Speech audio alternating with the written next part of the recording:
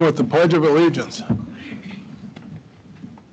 I pledge allegiance to the flag of the United States of America and to the republic for which it stands, one nation, under God, indivisible, with liberty and justice for all.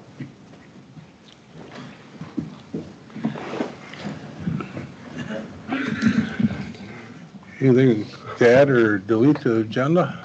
Mr. Chair, we were going to move the one item to consent agenda, but I think it's probably just easier just to leave it. Yeah. Okay. With that, anybody else, anything? Motion to approve the agenda? I'll second. Motion by Barry, second by Dave. All in favor, say aye. Aye. Carried. Minutes of our July 16th, 24 meeting. Changes, additions? I got a couple. Imagine Somebody forget to capitalize something? that. No, that was the other day. So, page 1 of 4, number 2, it should say, instead of moved, it should say motion. Does that make sense? Motion in second instead of moved in second. Either way is, Cooler Pond. Yeah, that's it. either way is fine. Okay, That was it? that's it. That's all I got. And everything. Erica, Richard? You guys thought it was going to be torture, didn't you? Motion to approve the July 16th? I'll make a motion to approve the minutes with the corrections Correction. of motion to move to motion. Moved motion. I'll second. Motion by Barry, second by Dave. Further discussion? Hearing none, all in favor say aye. Aye. Carried. I'm glad you caught that one. Moving on to consent agenda. You got to be reasonable. Anybody have anything they want to poll or further explanation on? I'll make a motion to approve the consent agenda. Motion by Eric. Second. Second by Barry. Further discussion? All in favor say aye. Aye. Carried. It's a little early, but we can start our open forum. We don't have a newspaper guy either. He must have overslept too. He took my picture the other day. Uh-oh. I agreed to it. Consented. He moved, consent. Erica, just come up and state your name. You're both together? Yep. State your name, Get one address. One and done, right? Yeah. All right. I'm Erica Gilsdorf. So first, and this is Willis Matson, he's with me. So first, if you don't know me, I'm Erica Gilsdorf. I opened, restored, and my family ran Lakeside for 20 years. And then I also started the Polar Fest, been a volunteer in the area for years. So I'm also a member of the Isaac Walton League. So the Isaac Walton League is one of the oldest and most successful conservation organizations in the U.S. And part of that, the mission is to protect our natural resources, our air, our water, our soils, lakes, rivers, that kind of thing.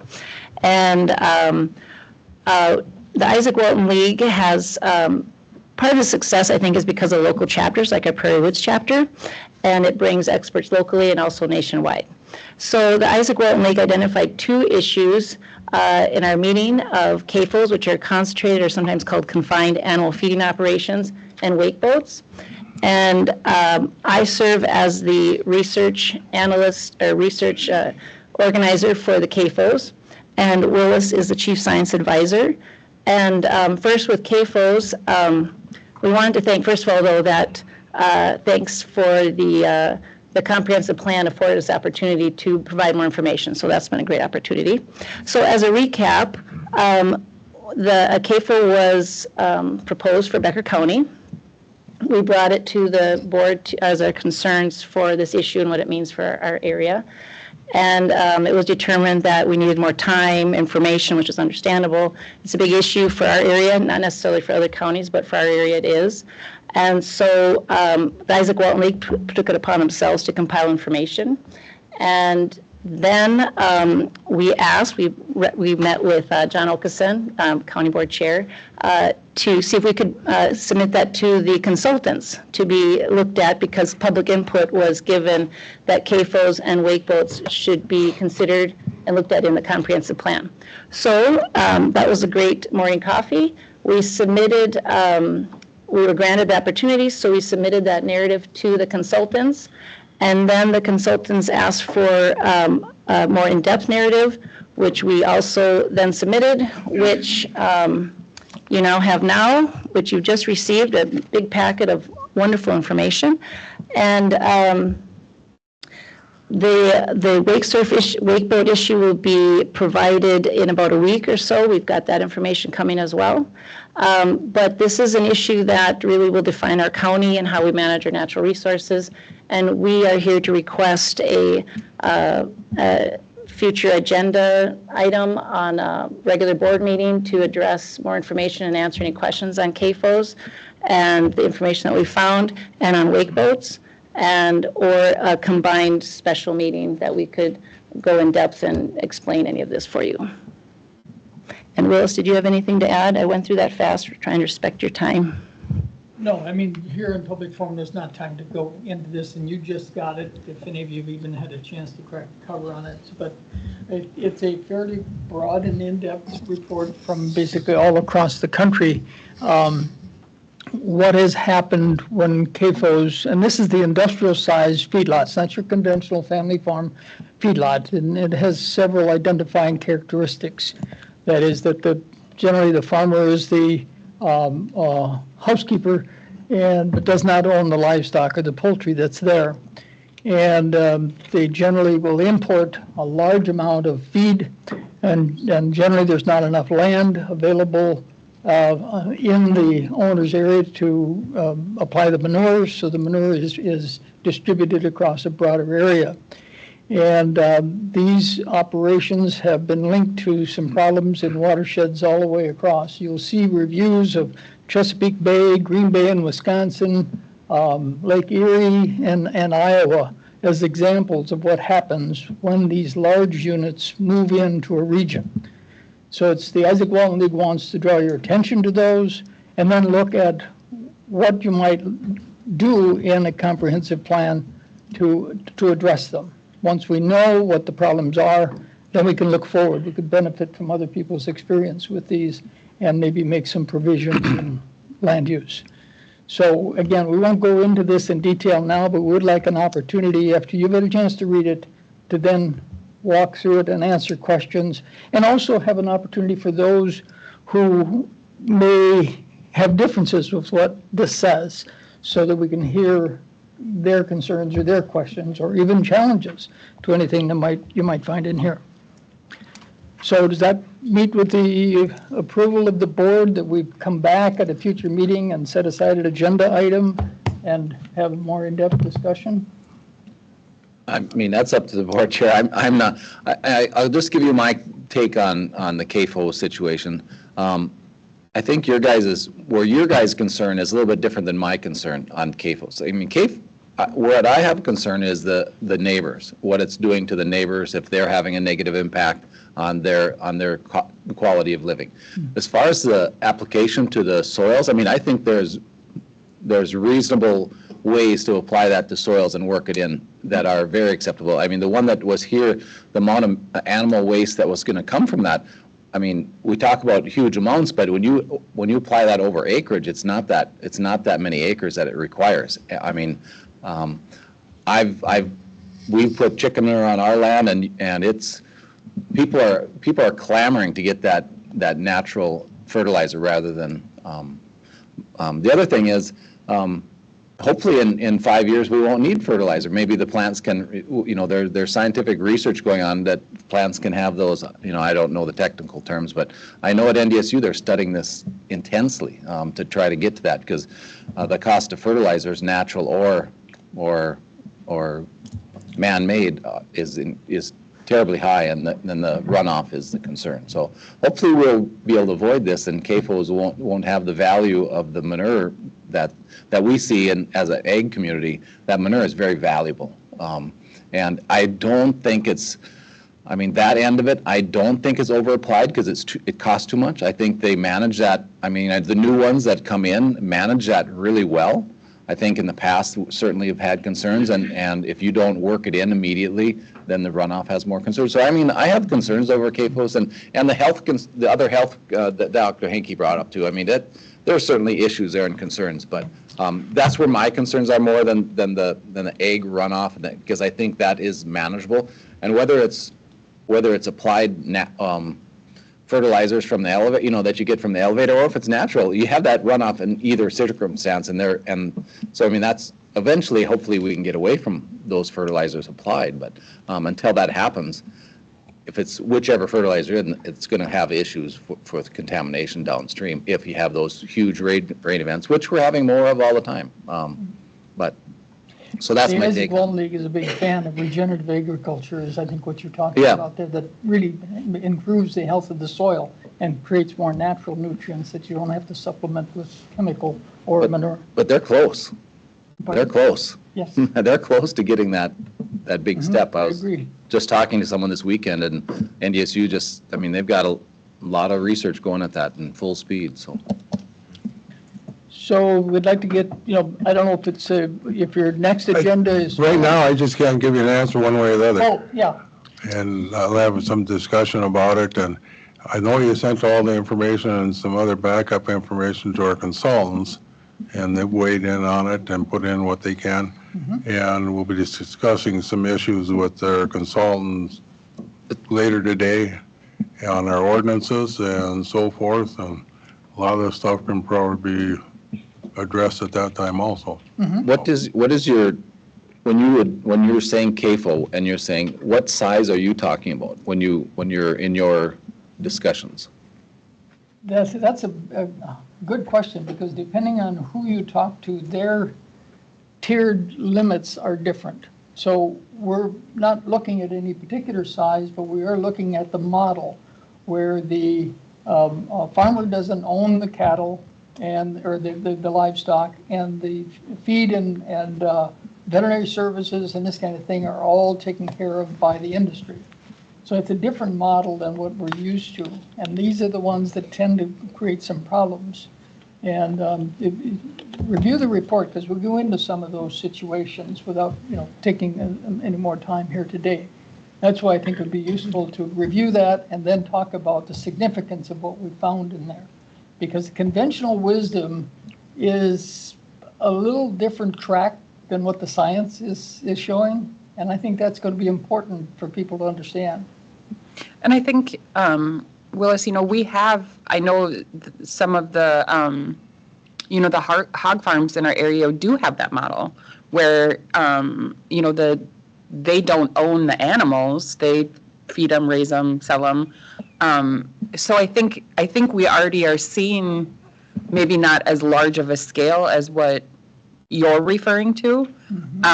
But it seems to be, I mean, I think, I have one just right down the road from me, and it seems to be working okay. So I will read this, and we'll see. I know we have a meeting coming up with the consultants, I believe next week. I think there is another public hearing scheduled. Is it? I don't remember. So, but we can talk about it at our next meeting with the consultant and see what we should do for next steps. Okay, we'll be here when the consultant comes, so we'll have a good exchange of information. So, but we just wanted to present it to you, make sure you draw your attention to it, and then offer to answer questions. Currently, we are looking at mapping for where areas are even allowable for the larger ones, and it's very minimum. What's in the county, the largest of what's allowable is very minimum areas that it's even going to be acceptable. So Yeah, we looked at your comp plan, in the maps at the meeting that you guys had with the consultant. I was sitting and listening, and I asked the consultants how they came up with those areas, and they said basically they went where they are now. So it's as though the people who own the property are going to drive the zoning, and we're wondering whether that's the best approach, given what limitations you may have in terms of soils and slopes and proximity to valuable water, groundwater, those kinds of things. So I think that was all taken into consideration also, Willis, the where the waters and the distance from the waters. I don't know that it was fully decided that that's where they're going to be based on where they currently are. That is like based on where they currently are, so that those that are there are already within that zoning. But I know, there's some over in the eastern side of northeast and northwest that I don't believe there are any, current CAFOs in those areas. So I don't know that that was fully what it was about, but yeah. Yeah, just like Erica mentioned, I know one in Callaway Township that's probably in that 1,500 head or plus. They don't own the cattle either. Mm-hmm. Yeah, I don't think ownership has a whole lot to do with the It's a little effect, different. Mm-hmm. The Family previous run, model but- for poultry, but we all know the ones that have been here, Burkles and Andersons, and these are, they tended to be, they own their livestock, so that was a totally different model, even though they got rather large, we didn't see any particular problem. But you'll see where some of the problems come if you read some of the report and the references that are in. Yeah. Okay, Yeah. thank you. so much. Thank you. Thank you. Thank you.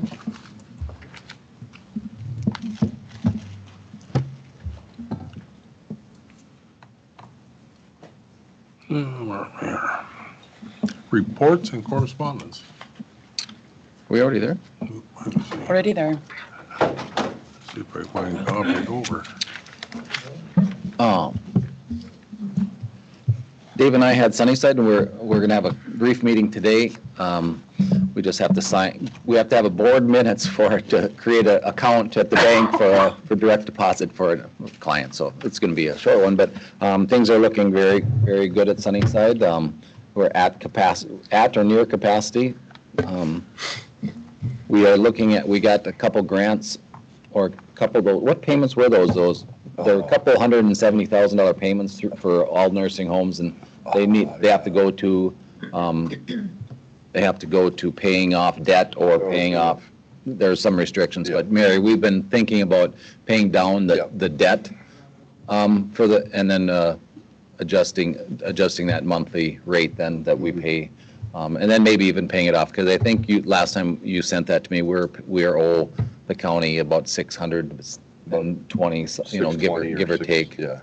A few thousand, so we're very strong financially. We have over 2 million at Becker County now, so we're very, very strong financially. We're down, we can pay that debt off and be real, have a good operating cash reserve. And for those of you who don't know, Becker, the county gets the interest on that money, so it does the nursing home no advantage to not pay that down anyway. So we had the audit, everything looked good. Of course, with small facilities, we get all the regular concerns that are all for small facilities, and this was a new audits company, so they had, they addressed those again, and they said as we move forward, we can remove one because we more familiar with you. So, anything else to add to? Just one thing, the new company that's managing it, Minnewaska, they're doing an awesome job too. It seems to be going really well. So, and Ashley's really happy with them too. It's working out great. Yeah, credit Ashley with a lot of the success out there. The employees are happy, and the residents are happy when. And it's obvious because she keeps them there. They don't want to leave, and she has fully staffed, so it's going well. It's an anomaly in the nursing home industry. Had Lakeland Mental Health, still doing well financially. Psychiatry is where they're losing money, and that's kind of the norm in mental health, but they have to have the psychiatry end of it to be a full service mental health. So for a couple of years we were even in the black on that, but now we're back. We had they change over, and so that's always working through that. Moorhead is in the final phase of their construction of the building. I kind of keep pressing that Detroit Lakes is probably looking at some change in the future too, because that's the next one. Natural Resources, Richard and I are at Natural Resources. Richard, chime in whenever. Done locks, we're still moving forward with the shelter this fall, hopefully. There's a request for a tram usage. We won't talk about that now. we had, the big discussion is we had, the White Earth TIPA person was there, and Dave, is it the forester? I think it's Dave. And we had a long conversation, and you'll probably want to chime in. We said that if and they said the tribe was offering to pay half the phase one on this one study and we said we directed to move forward and get that done then, if the tribe's willing to. And if it was under the amount, so we thought that would, and Carrie was going to touch base with everyone, let them know what's going on, but are we moving forward on that then? Where it was as of yesterday was that many calls and messages had been made with a lot of those vendors that could do that, and the TIPO officer had also, I don't know that we've settled on one specifically, but it's in progress. But But this is just on that one. this is just one. We're not gonna make a habit out of it, and we told them that we're not, I I'm not interested in arrowheads, and most people down here are. I They're think, not, they're I just think not. we look for the foresters to find sites that aren't concerning, and we'll just move that way. I don't see us can't. doing this in the future, having a phase one, because I just don't see the need for it. Yeah, they Unless- had identified the two sites that. Yeah. One thing that I did find, that I did think was pretty agreeable, though, that the TIPA officer said, is Jamie, I think it was. I think. She said that maybe we can do a joint request for a grant from Legacy to research the sites of concern. Yeah. I mean, and that, I don't have any concern of that. If they have areas where they think there's something that, let's get a grant, and so we can clear those areas off, and if there's nothing there, then we can move forward. So I think that was a really good outcome of that meeting. So there's things where neither group has to give in anything, but we can still get to a common goal. And I think that's where And it went pretty good, really. yeah. Yeah, I've said this before, if we can keep politicians, us, and the tribal council out of it, I think that the foresters and can work through some of those concerns. So, And just on Toad Mountain, we're working on a questionnaire that we're gonna get out to people. That was the only other thing, so public can have an opinion on it. It's moving forward. So. and we have the land sale, the parcel list coming before us. We also looked at a snowmobile request purchase to get out in the woods, and Richard wanted to say that you can just cross-country ski out to them. And, Well, hey, it would save money and those guys would be healthier. yeah. Also had the cell tower request out on Little Bemidji, near Little Bemidji Lake. So. Anything else on NRM? No. Where's Little Bemidji Lake? Where is Little Bemidji Lake? It's up by, it's up the North. there, up Northeast. north of Marietta Head. Northeast of Marietta. By Ace Head. Crack? By Ice Kraken? Pass it. Realtor would know. Yeah. You have any more, Barry? Go ahead. Sheriff's Committee, we had Sheriff's Committee looking at possible building sites, and we found out one was not available, so we'll review that in. The next meeting. But I think the way it looks, and the sheriff's not here today, he's out sick, but I think what I would like to do is move forward, hopefully this year, with the impound and that building, and somehow get that part of it complete. We're way behind on that. And, Yeah, we can get that done, and then we can. and then with phase two, if where or what then we look back to committee and see what direction we want. But that's maybe that's maybe the next level step that we look at. Hopefully by the September board meeting, we can have something planned, whether it's the impound getting ready or a phase two type of thing, So, prepared, I don't know, something. Well, I think that is reason for the study, to see what fits and what Yep. won't fit, and put something someplace Right. that screws the whole and campus up. that's what, and I found out that campus isn't as big as we thought it was. I mean, No. we have more restrictions than we anticipated, No. and Yep. but I think it shows us that we can put the impound lot there, and Yeah, there's, everything doesn't fit. yeah, there's plenty of room for that, you know. Yeah. So. Okay, And the only other thing was, we authorized remember that what's it called, the command center, we authorized that to be painted, Mhm. and it's never been done, but we've already we've went through board, and they're just getting to it now. So they asked, Well, I noticed it sitting out there this weekend. I thought that was going to be repainted. Yeah. It's still the old highway Yeah. patrol color. but my interpretation was it's been approved, it doesn't need to come back to Yeah, us. no, They're still, no. they're still moving forward, I can't remember what it was, the guy couldn't get to it. He or- couldn't do it because then it got cold. Yeah. Yeah, and he So couldn't it go. just- Yeah. It's been delayed, Yeah. but as long as everyone's still okay with it. But I think that's it. I can go next. Right. At West Central Regional Juvenile Center, our cost for 2025 has been set. It'll be $284,086, which is down 69,630 from last year, and that's based off the 2-year setback of use. We set the non-member rate, which is $375. And then we also had a couple discussions, one being we had sent a letter of support to Clay County, I think it was this winter, maybe this spring, for support that they were looking at doing a PRTF, which is a psychiatric residential treatment facility, which there is a huge need for that in the state, and it's for adolescents. Well, they're now looking at rearranging that and making their non-secure possibly that PRTF floor, and then looking at building a non-secure unit, which has been a request for a long time. So that's one thing that they're looking for input from agencies. So I'll bring that to probably to Brian and Human Services just to get some input on what their thoughts are about that. Along with, there was some change in statute that 10 to 12-year-olds can no longer be considered delinquent.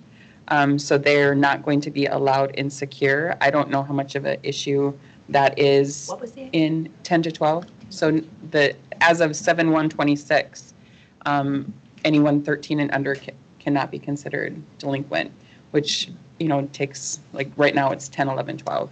So that's going to cause people to kind of look at where can we put those kids that they're still going to Some of cause those, trouble. yeah, and where were we? We were talking about it, and there's some of the 12-year-olds that they're big, they're difficult to handle, so. So that's one of the things why they want to look at potentially what can we do with that non-secure unit, and maybe we can help accommodate some of those 10 to 12-year-olds. So then I had Crow Wing Watershed. That is currently in the 60-day formal review process. The plan really is geared more towards protection because the water quality in the Crow Wing Watershed is good, so it's really geared more towards protecting it. Brian he plans to come and present the plan in September. He wasn't able to come this month, but the end of the 60-day review period is 9/24, and the public meeting that is set to gather input and potentially approve it is 10/17 at 5 o'clock at Sourcewell in Staples.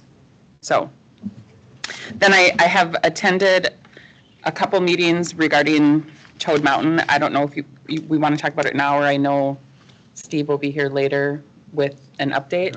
That maybe I can update the board at that time when we talk about the Toad Mountain update. So otherwise, that's all I have. I had a couple. I had Sheriff with Barry. We got that covered pretty good. So I had a DAC meeting.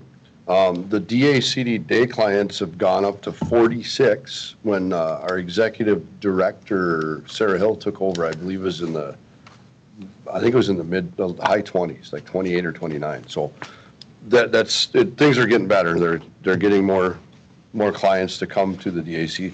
Their goal is to have 60-day clients by January 2025. So that's a big goal, but I think they have a chance to get it.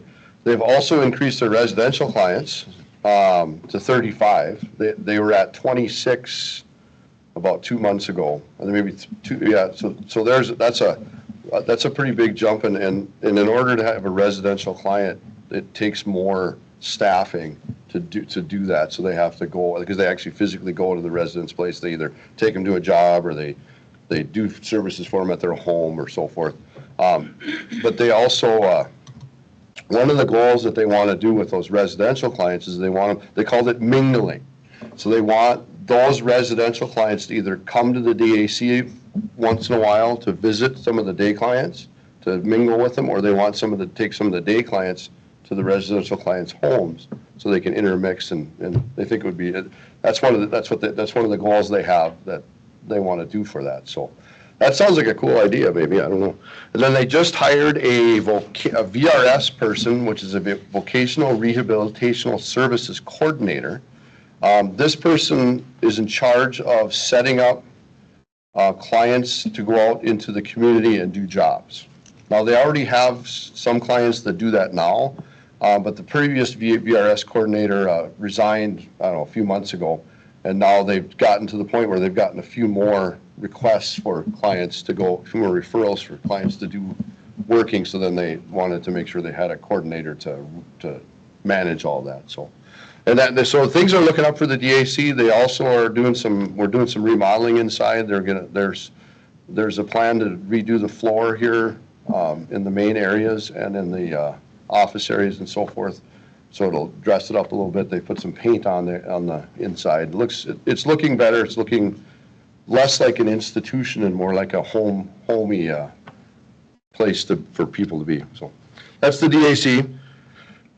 John and I have had some negotiations. We're hopefully starting to finish them up. We had one yesterday. We got one today. They're looking good now. Hopefully we get them done here soon, and we're done, and we don't have to do it for a couple more years. Yes. And then John and I also had a Heartland Trail meeting. I wasn't able to get there right away. I had another meeting, but I did catch a few things, and then I talked a little bit afterwards to find out what was going on. But the Heartland Trail it has a trailhead in Frazee, so they are working on the trailhead as far as what they can have there. They're going to have some bathrooms near there. They're going to have some benches, and then it's going to be access to Wanigan Park at the trailhead. So it's something that Hank Lutke was talking about it, and after I left, or after the meeting was over. Anyway, also the Heartland Trail. This is this card. Okay, it's got a QR code on the back, and you can scan it, and it'll show you what Clay County's plan is to meet up outside of Lake Park with Becker County, and it'll show all the. I was going to grab more cards, but I only have one. But anyway, it's so it shows all the plan where we can meet up on the north. It'll be north. West of Lake Park, where, obviously on the county line. One of the issues they did find out about was the Becker County plan. They don't have a good route to go through out of it. So the plan right now is for it to go in the Cormorant area up and then get over to 5 and then come up into Lake Park.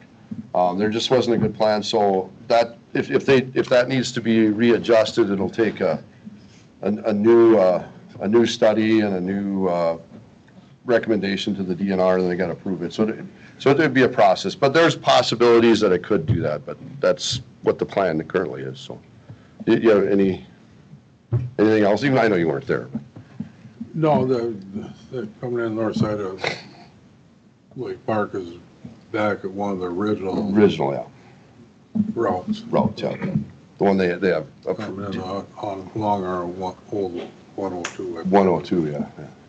And then fair board meeting, John and I had a fair board meeting. Basically, we're confirming we have everything ready this week. Fair starts tomorrow. Wednesday, Thursday, Friday, Saturday, they have a rodeo tomorrow night and a rodeo on Thursday night and derbies on Friday and Saturday night. They have obviously all the other activities that go along. Thursday is senior day, so some of us are gonna serve some pie and ice cream to the seniors, and then I believe Friday is Kids Day. They're having some activities for kids. So come to the fair.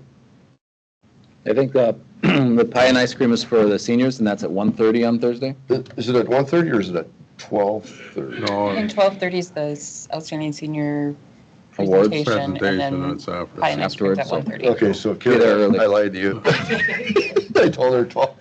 Just, the fair board, they did discuss their rental rates for using the Yep. arena area. and they're charging just about everybody $50, whether it's for profit or nonprofit. I said, 50's for nonprofit is fine. And I suggested, they asked me what I thought. I said, well, I can go 500 for people that are there making a profit. Yep, So agreed. that's what they kind of went with. Yep. And they did kind of warn us that after the fair, they'll come in and do a report and probably like to ask for some more money. Yeah, yeah. So, Oh, yeah. we'll see, but And then the last thing, we had some human resources interviews, and they went real well, and Carrie's got a plan going forward, so I'm excited about that, too. Just one other thing with the fair, the livestock auction is Saturday morning, so everyone can bid on the kids' animals. Of course, you don't get the animal, you just get to pay the kid for raising it. And Becker County has, at least around here, has probably one of the most successful livestock auctions that there is. I think 90% of that goes to the kid themselves, and 10% goes back to, they have a breakfast for the bidders and some other things that, promotions, and I think they save part of that to purchase. If a person gets a state fair animal, then they can bid on that a little bit too. So it goes for a good cause. If you don't want to purchase a whole animal, at the end of the auction, they have a 4-H. They have a 4-H bidding that you can just bid whatever dollar amount you want to donate to strictly for 4-H, which helps the program. So encourage you to be out there Saturday morning. Bring your checkbook, because once you're bidding, it seems hard to quit. Okay. Richard, do you want? I can. Would you get me a bunny or a chicken or something? I'll get you the grand champion steer. Sometimes you bid without even knowing it, when you start talking with your hands. Yeah. It happened to me last Anything year. else? I didn't buy anything, but I bid something up. Richard did set the precedent pretty high his first year. It was, I did buy a steer, and they were pretty expensive. yeah, and I was like, oh. yeah, that's the last time I bought it. Yeah, Okay, we had environmental, me and John. We have a covered load policy now, so people need to know about that. If you're hauling stuff to the landfill and it's blowing all over the road, you'll be in trouble when you get there. Not in a lot of trouble at first, but eventually you'll be in more trouble. We're gonna try and work people into it. And then we've been hauling garbage both ways, from Perham to Fargo, and working with Clay County. And so we had a meeting with them and to try and we're working on this, and we're actually saving money doing it, but now we've made it a little more fair, and we're saving a little more money. So, I guess that's all, unless you. yeah, that joint meeting went very well. There was Commissioner Campbell, Administrator Steve Lars, Carrie was there, and our staff. And I think it really helped because the staff got together and kind of figured out, not the powers to be, so they could work this.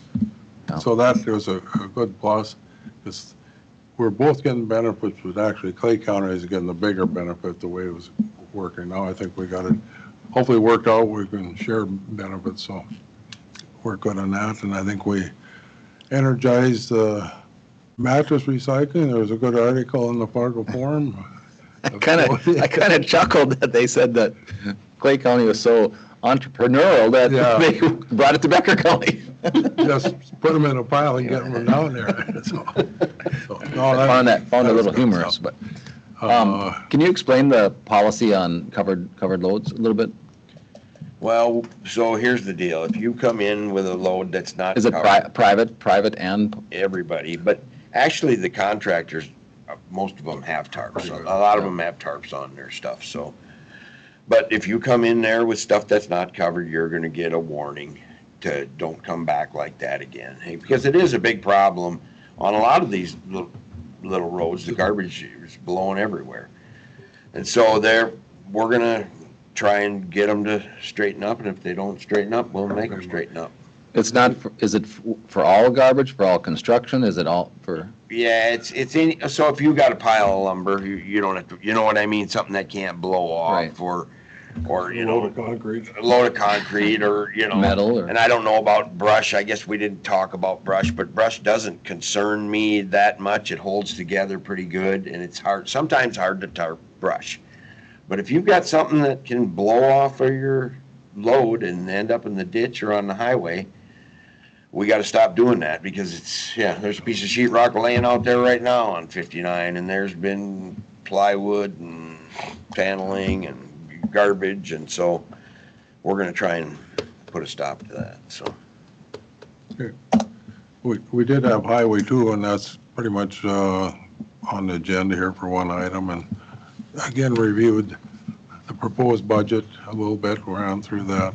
Same way with environmental service, we started talking the budget, and we have to raise tipping fees because our tipping fees are being raised at our locations, so they'll be coming forward. I think Carrie's diving into budget here, so I'll just run through quite a few. Pelican River Watershed, they okayed the watershed's engineer to plans for replacement of Bucks Mills Dam. And basically, Pelican River Watershed is in charge of that project. DNR is kind of given it. It has to be approved, everything by DNR, but not only a financial agent, but overseeing a lot of it, so. Pelican's not going to do the project, are they? They're going to get their engineer to develop the plans, and then they have to be approved by DNR. DNR is not going to do their own planning and engineering, I for thought, whatever reason. I thought DNR would take the lead on that. No, that's the way it started, and then I missed part of the meeting where Nick Flint explained this, and it was brought up last month. I imagine, yeah. DNR is going to have their inspectors and stuff there, but and anything before it goes to construct or bidding has to be approved, the final plans by DNR, but And just an outside source. Because who's paying for, I mean, the way we were told initially then that DNR was going to take the lead on this and the grant money and they would, and then we wouldn't have to worry about the funding mechanism because they would get that. I think all the funding is coming to the watershed to disperse it, I believe, so. But I think one of the biggest reasons that DNR is going to plan it and design it, it'll be out quite a few years, so. Okay. So just wanted to move it along and hopefully start something in '25, so. And also the static engineering for the watershed will complete the Camel Lake erosion control project and get those plans up. We had airport. We discussed the hangar financing and nothing's finalized yet, but we're talking about doing in-house to save quite a bit on interest, at least 1.5 to 2. And we'll probably be discussing that in the next couple of weeks and bring it forward. And one of the reasons we got a little more time to do this because we did a change order on the hangar construction into January 25 because of delivery of materials got delayed. Out at Toad Mountain and met out there. It was at Cornerstone for their open house. John, quick question back on the dam. I would imagine the Pelican Watershed will incorporate their administration fees in the grant, then won't they? Well, So it's not going to be a drain on the local taxpayers, this project. No, because, their engineering and their staff time and stuff's got to be compensated for. Right, Yeah. right. One of the big one had Prairie Lakes Municipal Solid Waste. We held that meeting at the Polk County Transfer Station in Crookston. As far as Prairie Lakes, everything's going according to budget. Discuss some other issues, and then their big thing for meeting up there is a tour of their landfill where how they deal with their incinerator ash and how they prepare it to put it in their roads. And we actually viewed some of the roads they used it in. And one of the roads was right in the landfill where they mixed 25% clean ash, screened ash to it, and it was 6 years ago, and it was like the floor in here, yeah. And it's worked very well. They also using one of the county state aid gravel roads, put in quite a few inches of it, and it looked great, so. And it's a very simple way of using a tumble screen to clean it up and take magnets to take the metal out, and so we do have a contractor that runs the landfill there at New York Mills, and he has a screen. He's going to just try some and see how clean he can get it and so forth. So,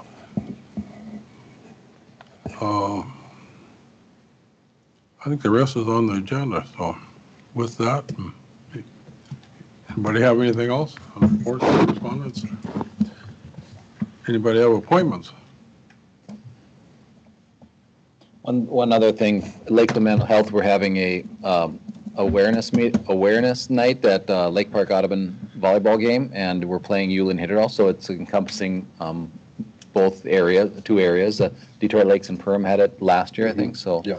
It'll be just to make awareness. The mental health is, we want to make it more, not stigmatize it. It's just everyone has mental health issues and days, and we just get it more commonplace to discuss it rather. So it'll be a good night.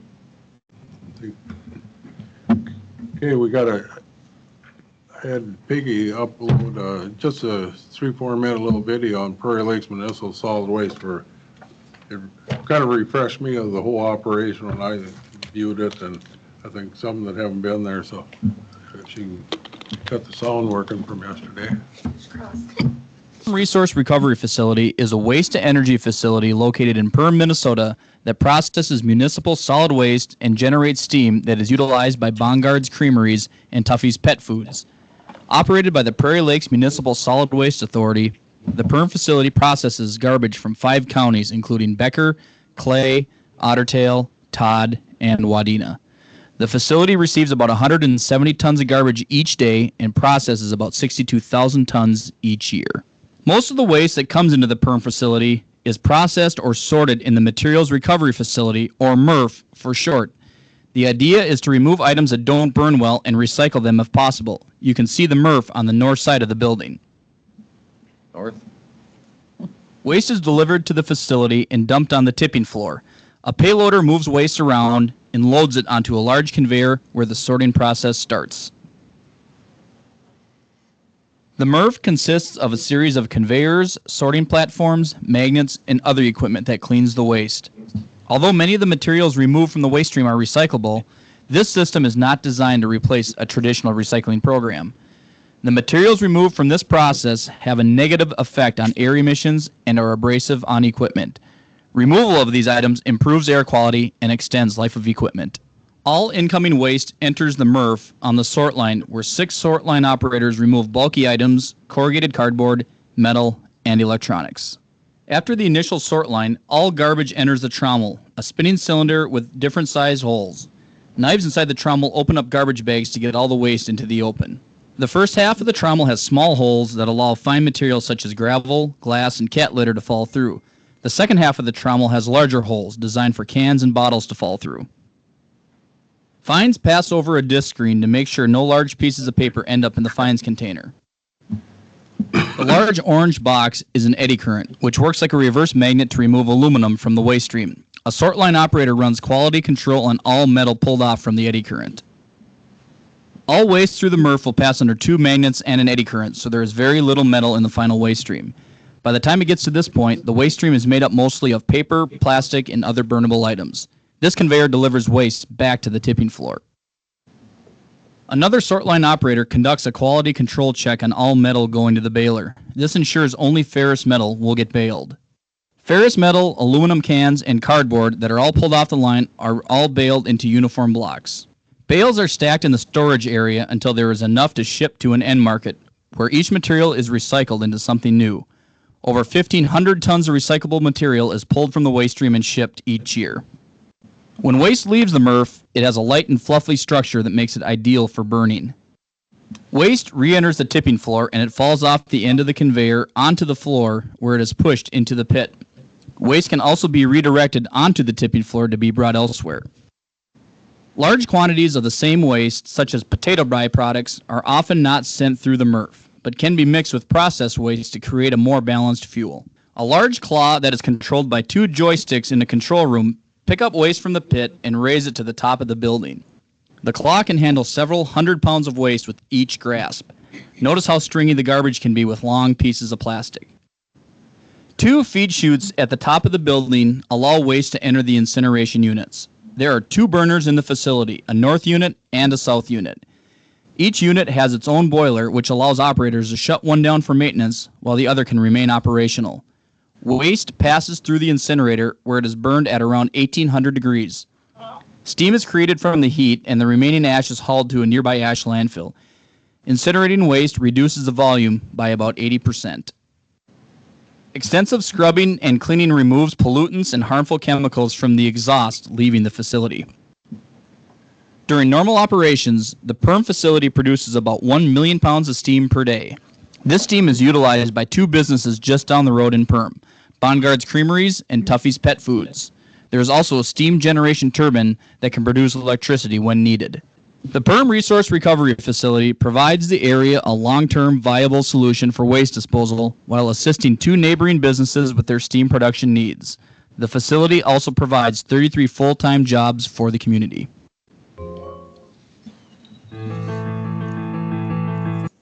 Quick overview of the operation down there. Just, I forgot to mention our PFAS testing is kind of, I think it's going to be completed by the end of the year or so on our emissions, so.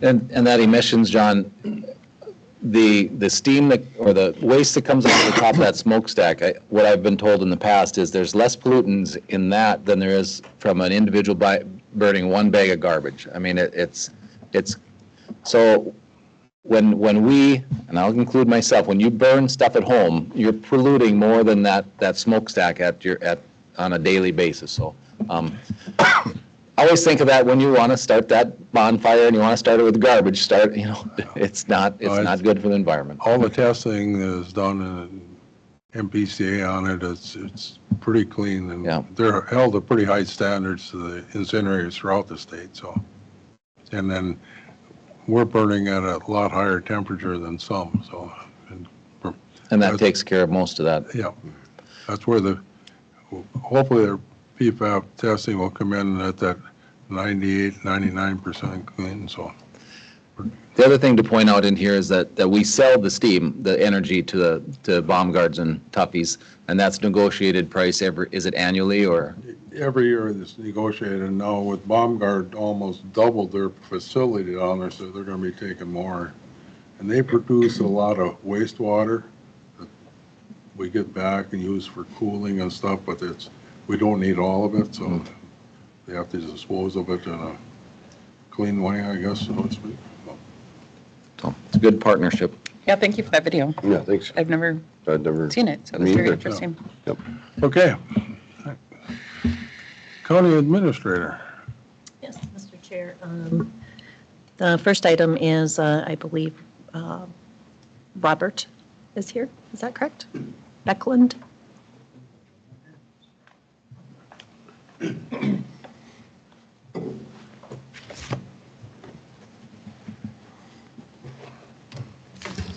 Mr. Chairman, members of the commission, good morning. I'm Robert Beckland, president of the Laurentian Lakes chapter of the North Country Trail. North Country Trail spans about 4,800 miles from Vermont over to central North Dakota, of which almost 70 miles of it comes right through this area, mostly in Becker County and a little bit in Clearwater. Anyway, our local chapter maintains that trail through volunteerism only and your support, so we're here to thank you for your support, and specifically the Natural Resources Committee, and very specifically Mitch. Some months ago, our board submitted Mitch for a national level award, which he received. It's going to be presented at their national conference in the Upper Peninsula of Michigan here at the end of this month, but we're not going to go. So we thought it would be great to present that award to him here. So let's get with you. So the award he's receiving is called a Friend of the Trail Award, and I'll just read the definition of that award.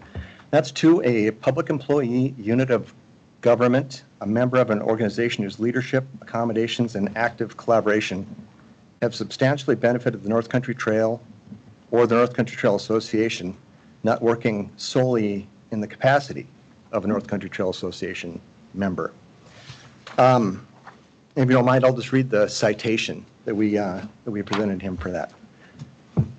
Mr. Mitch Lundeen currently serves as the supervisor of the Becker County Natural Resources Management Department in Detroit Lakes, Minnesota. His department is responsible for managing the county's nearly 75,000 acres of forests and tax forfeited lands. He proactively manages lands in an environmentally appropriate, socially beneficial, and economically viable manner.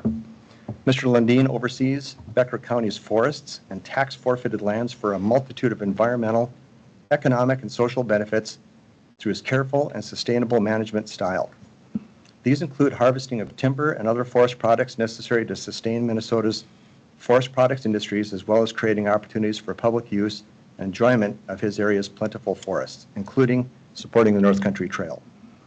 Specifically, Mr. Lundeen has been indispensable and unwavering supporter of the Laurentian Lakes chapter of the North Country Trail Association. He serves as our primary advocate into Becker County's budgetary process and has continually supported our annual request for funding. Due to his efforts, we have been successful in meeting our annual budget bogey for the last 3 years with no signs that his support will waver. As the majority of our trail maintenance responsibility is within Becker County, Minnesota, it's important to note that without his support, the Laurentian Lakes chapter would certainly struggle to meet our trail maintenance goals.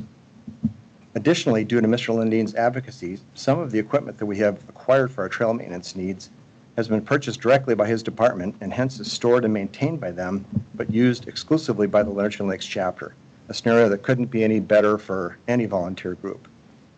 Regarding the timber harvesting aspect of his position, Mr. Lundeen coordinates closely with the logging companies, both in person and contractually, to ensure they provide the North Country Trail a buffer zone to the maximum extent possible when they're harvesting timber where the North Country Trail transits the logging area. In summary, Mitch Lundeen has proved himself to be a long-term supporter of the North Country Trail through his demonstrated support of the Laurentian Lakes chapter's requirements, without which we would surely struggle.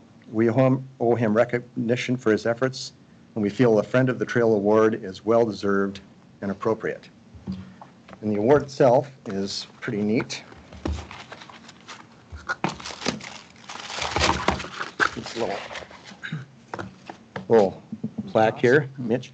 And I'll just read this to you. It says, a 2024 Friend of the Trail Award presented to Mitch Lundeen in deep gratitude for his leadership, partnership, and staunch support of the North Country National Scenic Trail. So, Mitch, thank you, yes. Thank you very much. Thank you. Thank you.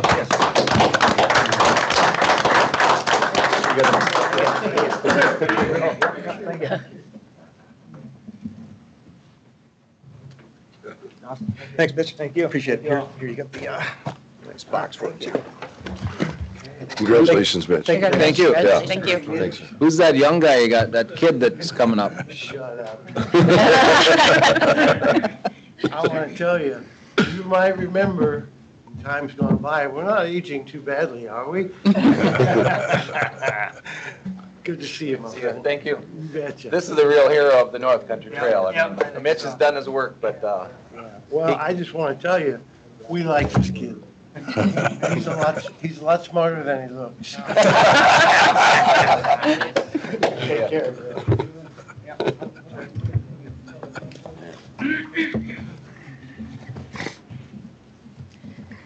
Mr. Chair, I believe Josh Pfeiffer is here to give an update on the Southeast Survey Grant.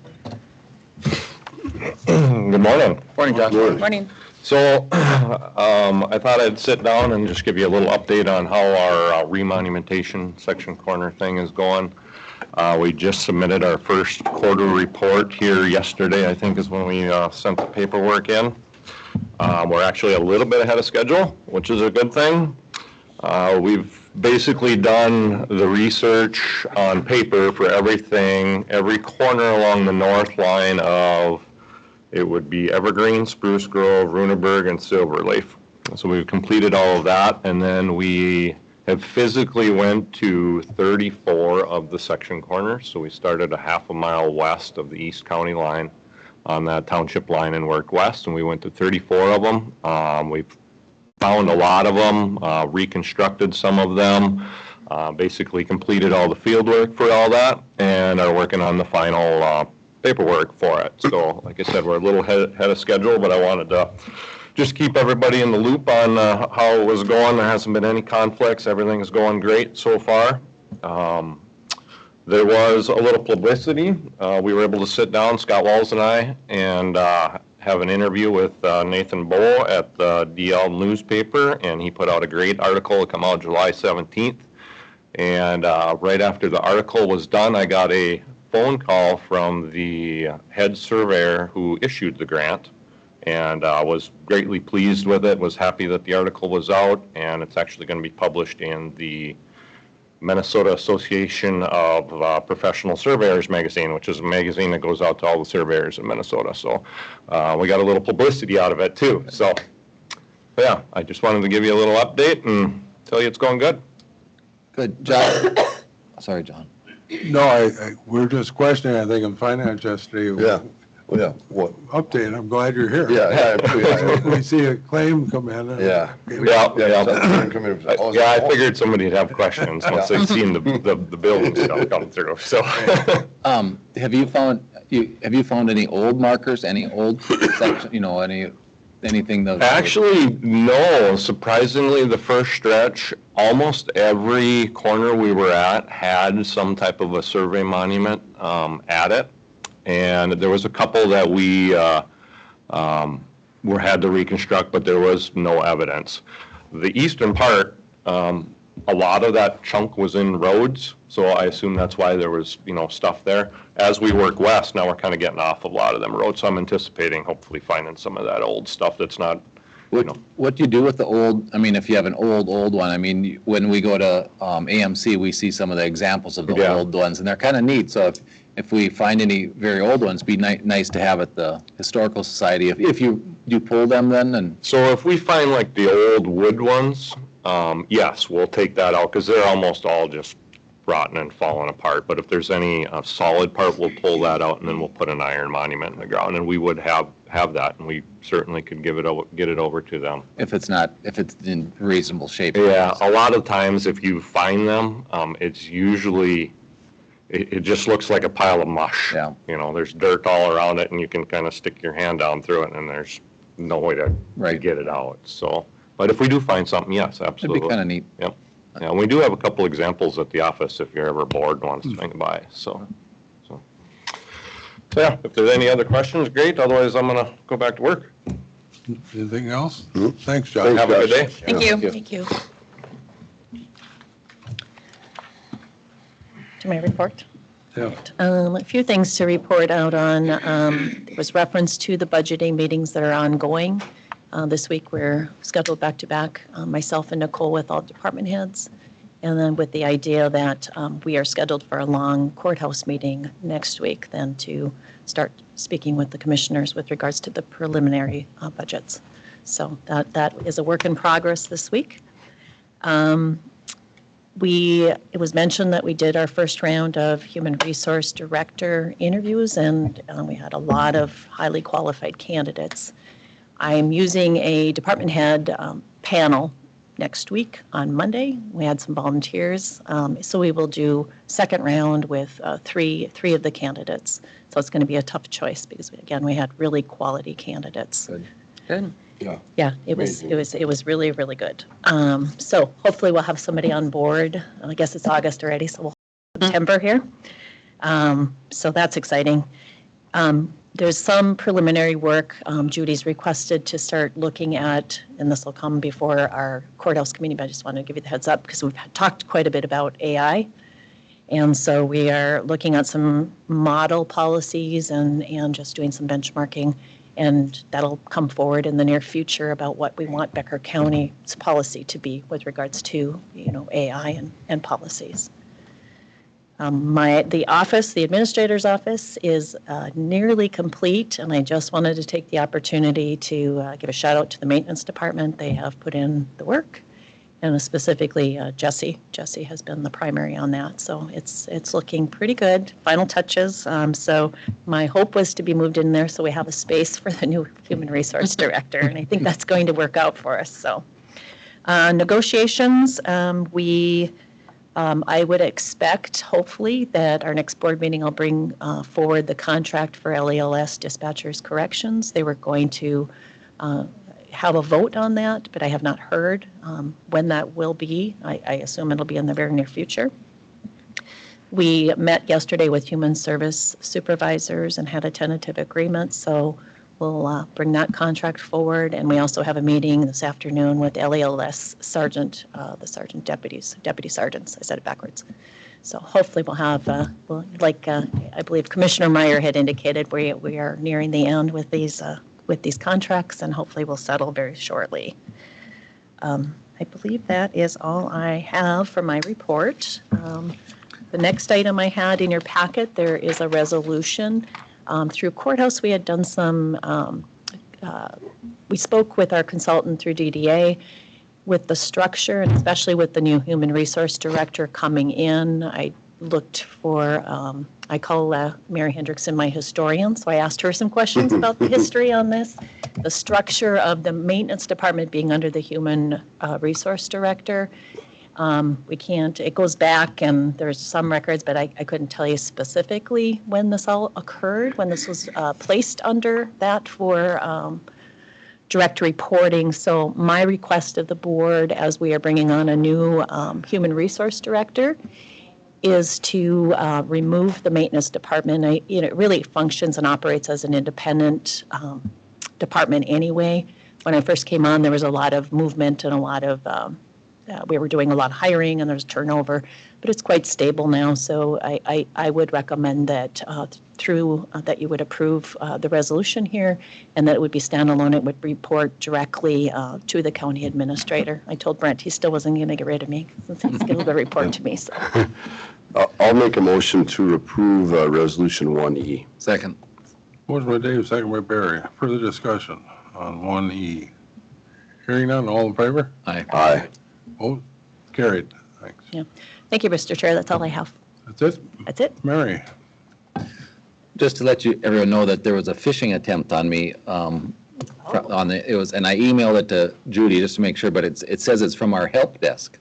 And it says, we've confirmed that you reached your maximum capacity and CPU usage on your computer. Well, I don't have a computer, so I knew it was a phishing. So, but it looked like it came from Becker County, and so, but it was, the telltale sign was it had that big yellow bar on top. Yeah, It says yellow it's bar. external, so, but keep an eye out, and thanks, Judy, for keeping us safe. Hey, Mary. Good morning, Commissioners. Today, I'm requesting to set the primary canvass date, time, and we need 2 volunteers. The election is actually 1 week from today. Canvassing, we're required to hold either the second or third day, and so we're hoping to use August 15th at 3 o'clock in the second floor boardroom. And I need volunteers who are not on the ballot. How long does it take? Hour? It took it. Because I think we have EDA meeting that day, right? At 3:30? I thought, possibly. Yeah, if it's if it's Thursday. So I could help. I would be a half hour late for EDA. the EDA meeting if it takes like an hour-ish, but Yeah. I can be there at 3. I can do it too. Okay. Since Richard can hold down the EDA meeting for me. Since I'm on the courthouse right? committee. Yeah, I'll take Yeah. care of everything. Volunteer. Thanks, Richard. Unless you want to. I can't. You can be there for Okay, me, too. Yeah, you're not going to be there? I want to be at the canvassing board. How am I going to know which page to be on? That's right, I didn't even think of that. Okay, so do we need a motion? Yeah. Okay, Do we want a motion to that? yes. I'll make a motion to Okay. approve the canvass at 3 o'clock on the 15th, and Commissioner Jepson and Commissioner Meyer will be the commissioners and president. Have a second? Second. Further discussion? This All in would favor, be say aye. just to acknowledge this is a Per diem. meeting. Oh, yeah, the meeting, Yeah. yep. Yes, it is. Carried. Thank you. Thank you. Did we vote? Yes, Yes.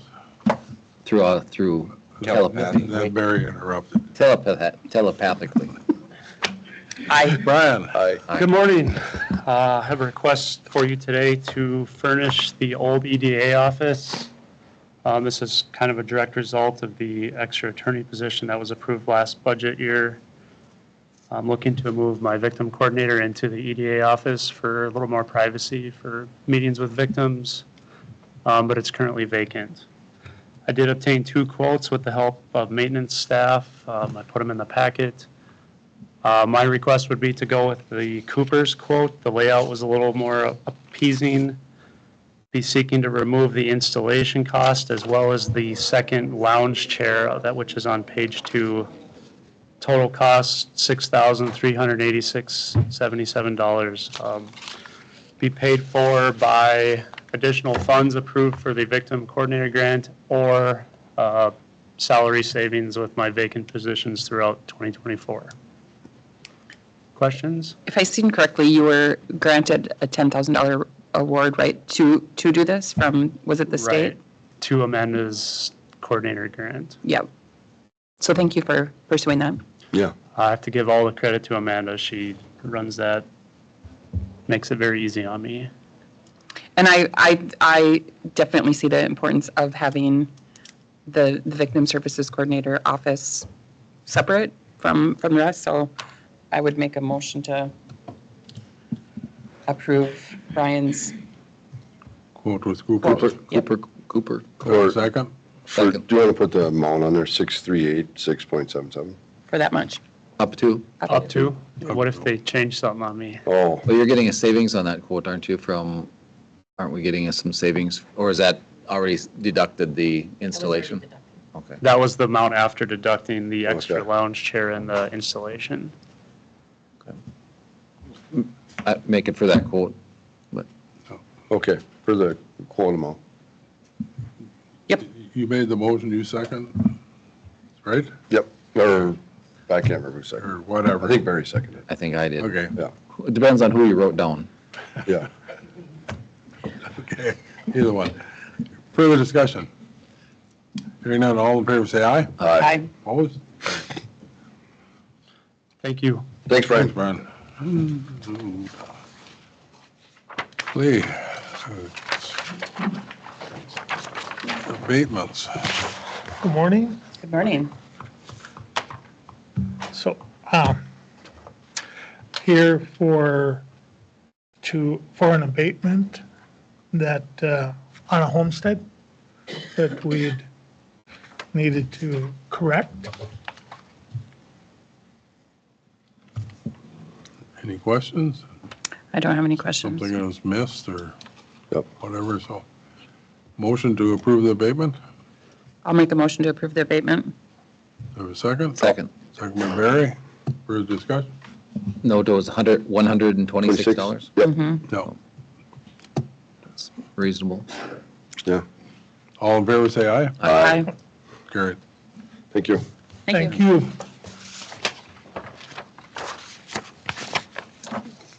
Jim?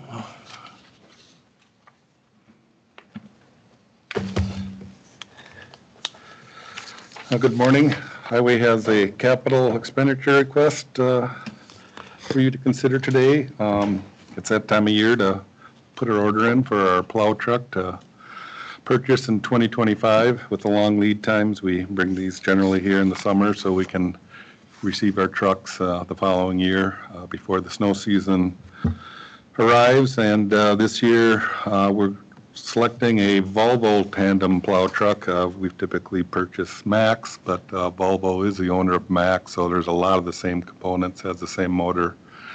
And we had a demo, and the drivers really liked the cab layout, a lot more spacious, a lot more visibility and stuff. So, and they had a little incentive on them that brought them down below the state bid for the Max. So we want to give that a try. And then the typical snow attachments that come from Towmaster we have on this as well. But anyways, this will set our budget for next year for the purchase of the plow. And if you have any questions.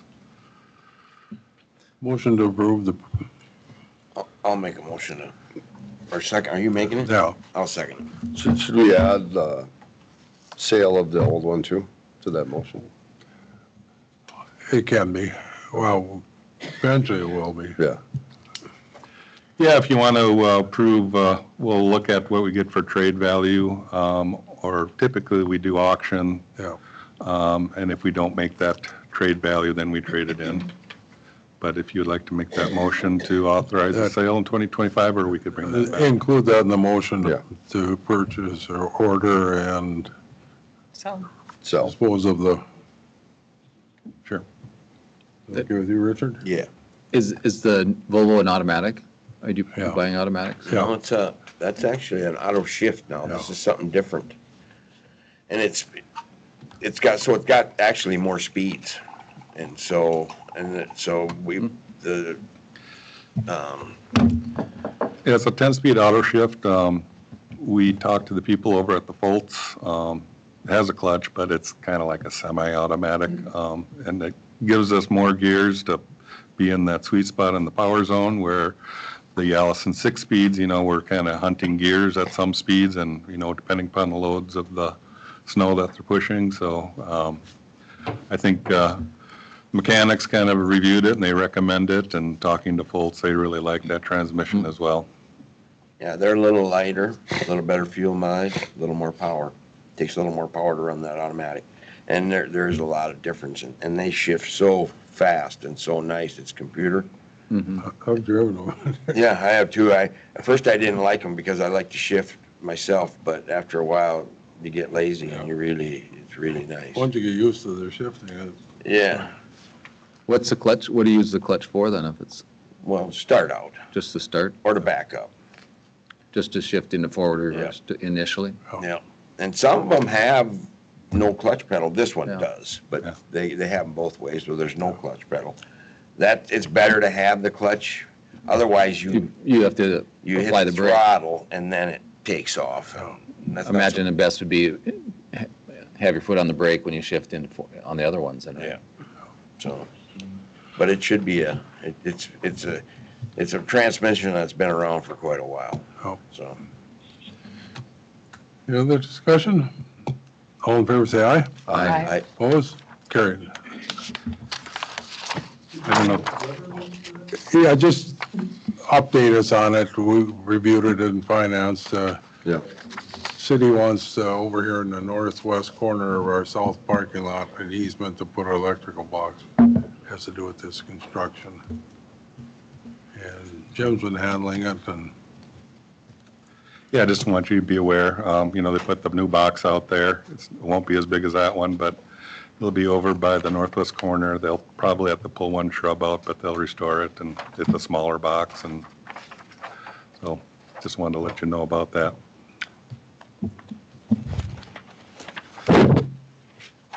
any questions? That's pretty much that, Yeah. it's in the green space out there. You have to have the utilities. So. Yeah. So- Thanks, Jim. All right, thank you.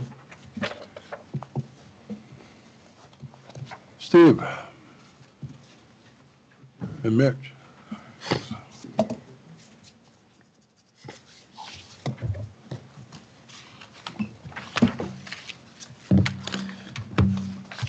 Good morning, Mr. Chair, board members, Carrie. We have 5 items this morning to talk about, I'd like to bring before the board. We'll go through these. 4 of them are for natural resources and parks and rec. Some of these are just for board motion, some are for general discussion and get some direction or feedback. The first item that we have is the Becker County tax forfeited land classifications. As we've talked about before, it's been brought forward where the tax forfeit process has changed a lot in the last year. And we do have some tax forfeited properties that now that we have to dispose of. And there's a list in your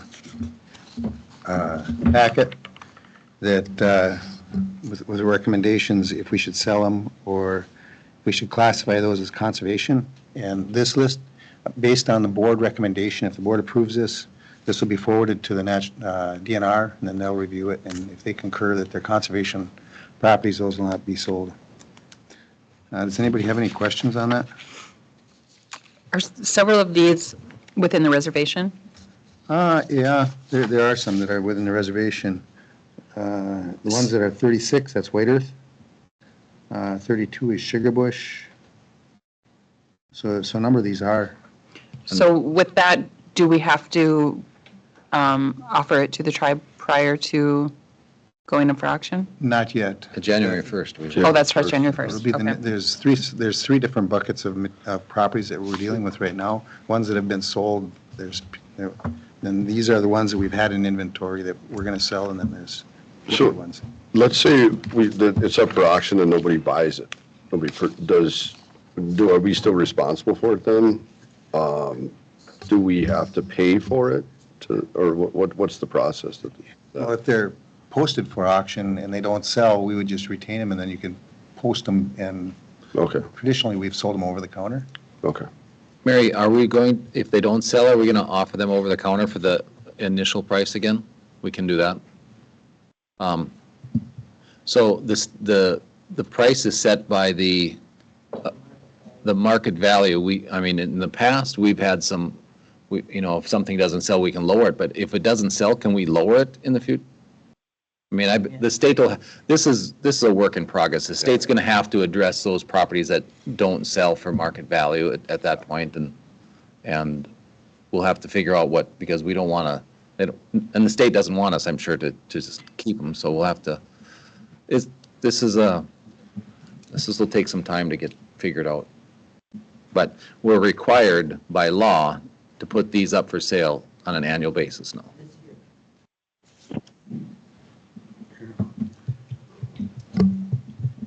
Need a motion to approve that, or? That is correct. We'd like a motion to approve this list. Forward. I think it's notable that on the number 2, Steve, do you want to expand on that one just a little bit? Sure. That we're looking at. The two tracks here, I don't know, do you have Yeah, I can. Sure, go ahead. Yeah, so track 2 you're referring to is a parcel on the south side of Little Sugar Bush Lake. It's got almost 1,000 feet of lake shore. I'm assuming DNR reviews these when we send them in as well.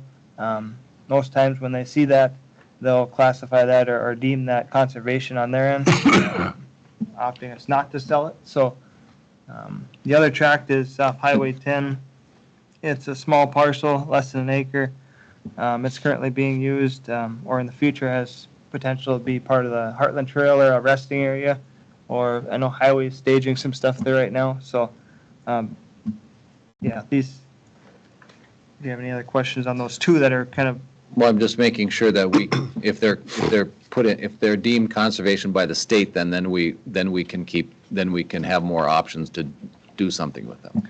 That's my understanding, yep. So, yep. it's a little gray. I mean, it's a little bit this is the first time we've went through this process, so it's a little bit unknown too. But this is the request to ask the state then to classify them. Do I have a motion to approve the sales?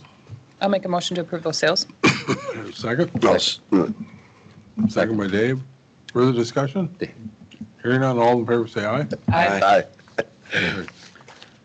Second item that we have is a request to purchase a new pickup for Natural Resources Management, NRM, before Forester. We reached out and got from different places. The board has those? Yep. Okay. Yep. And so the request is to allow us to purchase a half-ton truck not to exceed $49,000. I see your low one then is 44. Is that what we're looking at? Yep, and I did put, really what we want is a 4-door like we had bought in the past. I did, if needed, we could do a 3rd door, like what they used to call them suicide doors. Oh, that's at the 44? Yeah, yep, that's the absolute lowest. It doesn't have any of the accessories like the spray and bed liner that would already be included with some of the other quotes, but that is the lowest of the low. However, we'd still have to spend some money to get some of the other, bed liner, and then that'll be a steel skid plate is what we put on the bottom of these forestry trucks, so they do go through some pretty rough terrain, so. And the Nearson's quote has all of that, correct? It's pretty well packaged up Yeah. like we had last time, yep, so, and the timing on that as well is less than 2 weeks, so. Is the Nearson pickup, is that 4-door and not 3? Yep. That's Yeah, a- it's like the It's a one crew we, cab. That's a crew. I think full crew cab. that itself would Yes. make it more valuable to. the seal on, Mhm. so you just want, you want authorization to go with that one, or do you want it up to, being so you got the quotes? Up to 49, if that works for you, just a little wiggle room there in case, I can't imagine it being more than 48, but that little wiggle room just in case, so, with other fees, but, yeah. Finance, we kind of recommend Yeah, going with Nearson. Nearson one. It's got a little more equipment, a little, to me, a better, bigger engine. If that's what do you want a motion to authorize the Nearson up to Correct. 49 for that vehicle? So moved. I'll second. Motion by Barry, second by Dave.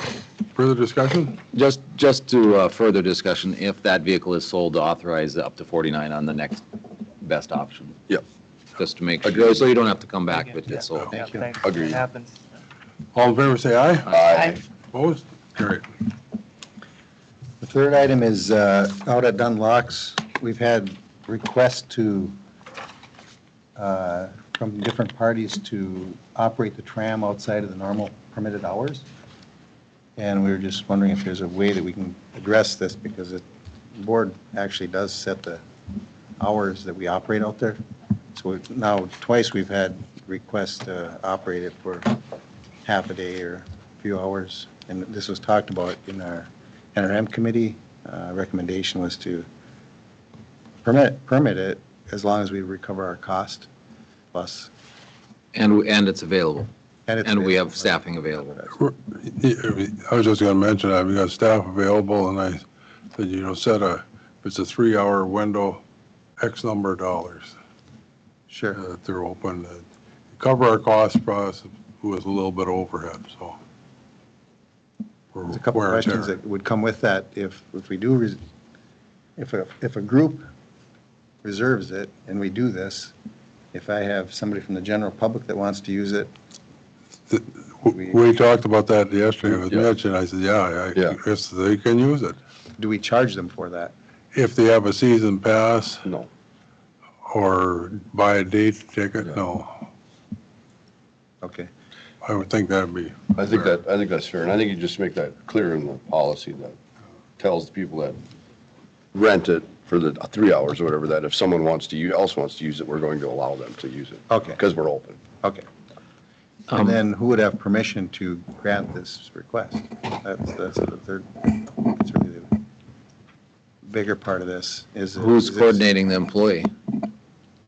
Correct. Who would be the one to, If you're good with, if the board's good with that, then we could allow the land commissioner or myself.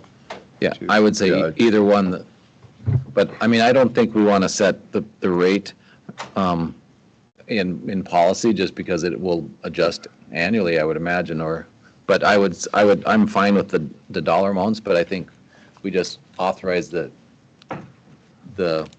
department to set up an annual, a rate every annual. Yeah. Yeah, annually, so it keeps up with their inflation. So Yeah, Okay. to cover costs. that'd be fine. Mhm. Okay. Do we need a motion? I think we just allow operation. Yeah. I don't know. This is Carrie, do you more think we need a motion operational on thing. I think it would be cleaner if you did a motion and then pending the staffing, if you have the appropriate staffing. Um, I'll make that motion. Motion by Erica, Second. second by Barry. I don't know, we'll have to wordsmith that.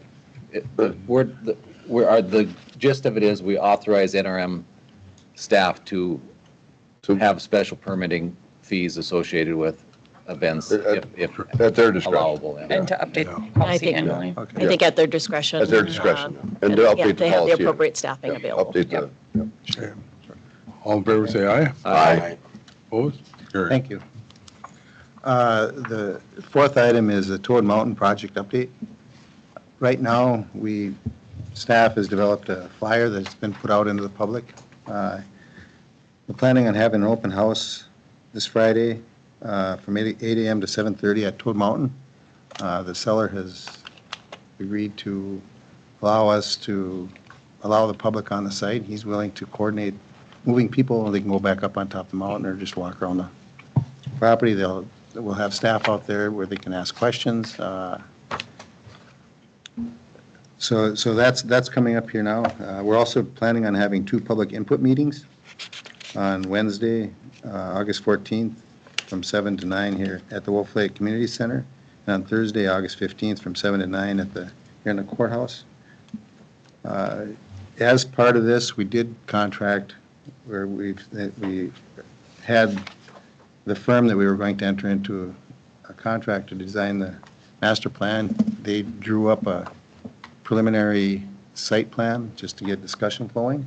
And we also came up with a survey that's out there where the people can ask questions about this, and also to determine if they would like that project, but also to find out if there's an interest from the public on public recreational activities here in the county, that we have some out there, in some cases we don't, and just to get us a better read on really what's there.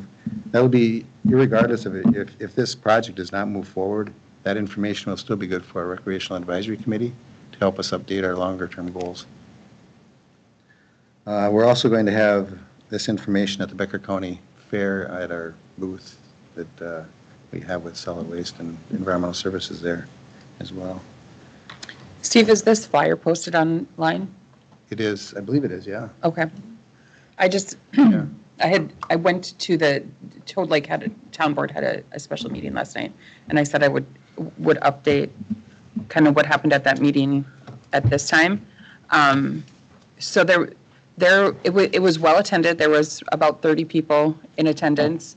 I would say almost all were opposed to it. Oh. So, and we had a lot of good discussion. Really, the concern of many, of course, is the property taxes increasing. But also, some of the things that were brought up is the safety of the swimming beach. Somebody had brought up that the beach there has a huge drop-off, very short out there, so it likely is not safe for a beach area. And really what somebody else talked about the mountain, and that really the mountain is uneven and unstable. There's also potentially a grave site on the mountain. So what the conclusion of many is what they would like to see happen with the mountain is for it to be returned to its natural state prior to whatever it was that the county did many, many years ago. I don't know if that was when it was made into a ski mountain. The county didn't have anything to do with that. I don't Well, think. I think it this was like private. 40 years ago. Right, but it was private individuals that did. It wasn't county. Maybe the county allowed it. I don't know. But at any rate, the county was given the blame for it last night. That they would like to have it back to the original state and really become a nature preserve. There was, there was discussion, of course, of, if we don't develop it, a private person could come in and develop it, and that is a risk. But the town board unanimously agreed that they are not sure. They would consider if we would bring it to a natural state, but after the discussion, I don't foresee them changing their mind. Okay. So. Sure. Hey, Steve, I just found out my mom was born on Toad Mountain. True story. For real? Shack. Yeah. She told me that. I guess it's in our family book. I didn't read the book. That's interesting. It is But I do interesting. have a name, Steve, of somebody that would be willing to come and talk to the RAC committee that is very familiar with the mountain. Sure. And, he was the one that brought up the possible gravesite and that it is very uneven and unstable. So that is really what his concern is. So I asked if he would be willing to come speak at a RAC committee just to make sure that we have all the information. So I have his name and number here. Okay, if you can get that to me. Appreciate it. Okay, that's good information. So we'll have the informational meetings and take public input, because this would be potentially a countywide project. I think there should be feedback from all over the county, not just necessarily Toad Lake Township. The items that they brought up, I think we should definitely talk about them and see if there's a way to resolve them, if indeed that's the direction that the board wants to continue to move down this and continue to explore this. So, Do we know, did those, we had talked about those that live on Worcester Lake Drive, were going to get mailed right, a postcard? We were going to actually send them a letter. It's Yep. probably easier for us to send them a letter, and that's something we'll hopefully get out today. Yep, good, because that was one of the things that was brought up yesterday, was that they weren't, notified of anything, and I did say that the intention is Sure. to send them a letter with the information for these public meetings and the survey. So, Yep, we're at that point where we've identified them, and it's just a matter of packaging it up and shipping it out. So. yep. Anything else on Toad Mountain? No, I think, Oh, see how the, I was just going to ask if we have RAC members attend to the public events or at the fair, and maybe not the fair so much, but we're at the open house, kind of help fill in areas, volunteer. If they do help with that, are they eligible for per diem or not? Or is that more or less just for meetings or? I'm fine with I would it. say I'd say yes. I'd say yes. If they're out there doing the business of the county, basically, I give them, it would count as a meeting. Meeting per diem and mileage. Thank you. thank you. okay. The last item is a personnel request to hire a part-time truck driver and transfer station attendant out at our solid waste campus. There was one correction on there. On the resolution, it says, now therefore let it be resolved that Becker County Board approves this. It says full-time, it should say part-time. That's a correction that should be made. Basically, what this is going to do, allow us to switch one of our part-time workers, a transfer station worker, get a CDL so that we can put him in a truck as needed to haul trash to and disposal sites. Then as we move forward and we get a vacancy for a part-time transfer station attendant, we just won't backfill that. What occurred to me is the crossover between plow drivers, is this a person, that can emergency, like your CDL drivers, are they emergency snowplow operators if needed? I mean, and I don't know if we get to that, I mean, it would be a way down the line, but. Problem with that is two different unions. I know, and I know. Yeah, great idea that, but if that could work that out between the two I mean, I'm talking, units. a major event where, a emergency situation, not on a There's regular. always times the highway or is lacking somebody for sick or something. And a major, I mean, but I think, and I don't know, some maybe the administration has to look at to see how we can coordinate, or if there's an emergency clause that happens if we can ask, so, but. Yeah, I think you can always ask. I mean, I think with the communication, and you have an emergency situation at the time. Yeah, I mean, I'm not, once every few years it would be, I mean, not something even annually, but there can be a big storm event. And If that be the case, that we could do that, that person should get some on-hand training prior to. Yeah. Yep. And we should probably have that communication maybe between the unions now, because we're prepared that if that happens. something could happen this winter. Yeah, So and it'd be really good. what they look for is, the work needs to go to their own union members first, but if you don't have anybody qualified with the CDL, Yep. then you really don't have anybody within that union that can take on the work, so. Sure. Otherwise, motion to approve 1C. Motion by Barry, second by Richard. Are we just going to make note that it's a part-time? Yeah. Yeah. Change that. Yeah, full my to part-time. plan would be, I will just change the part prior to signature. Yep. Further discussion? Hearing none, all in favor say aye. Aye. Aye. Carried. Thanks. Thank you. We're Take a break? take a couple minute break. Good after the bathroom. I see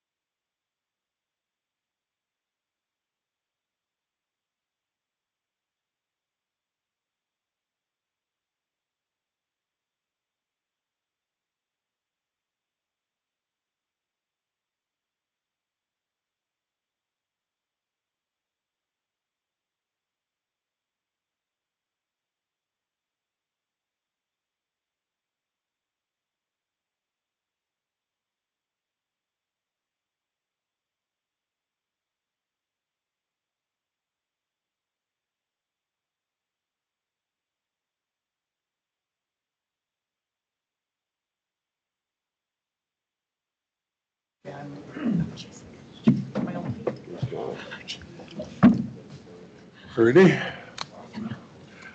Okay, Good morning.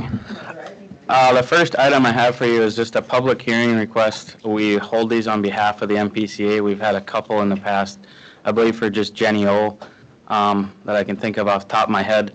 But essentially, it's just a modification to their existing feedlot permit. They're not adding any animal units. They're actually constructing a new facility. Again, the PCA just requires that we hold this. This is for William Tilton, located at 22363 County Highway 28. It's a beef feedlot. You need a motion to open the hearing? Yes. Motion to open the public hearing. Second. motion by Barry, second by Eric, to open public hearing. All in favor, say aye. Aye. Okay. Anybody here to speak to this issue?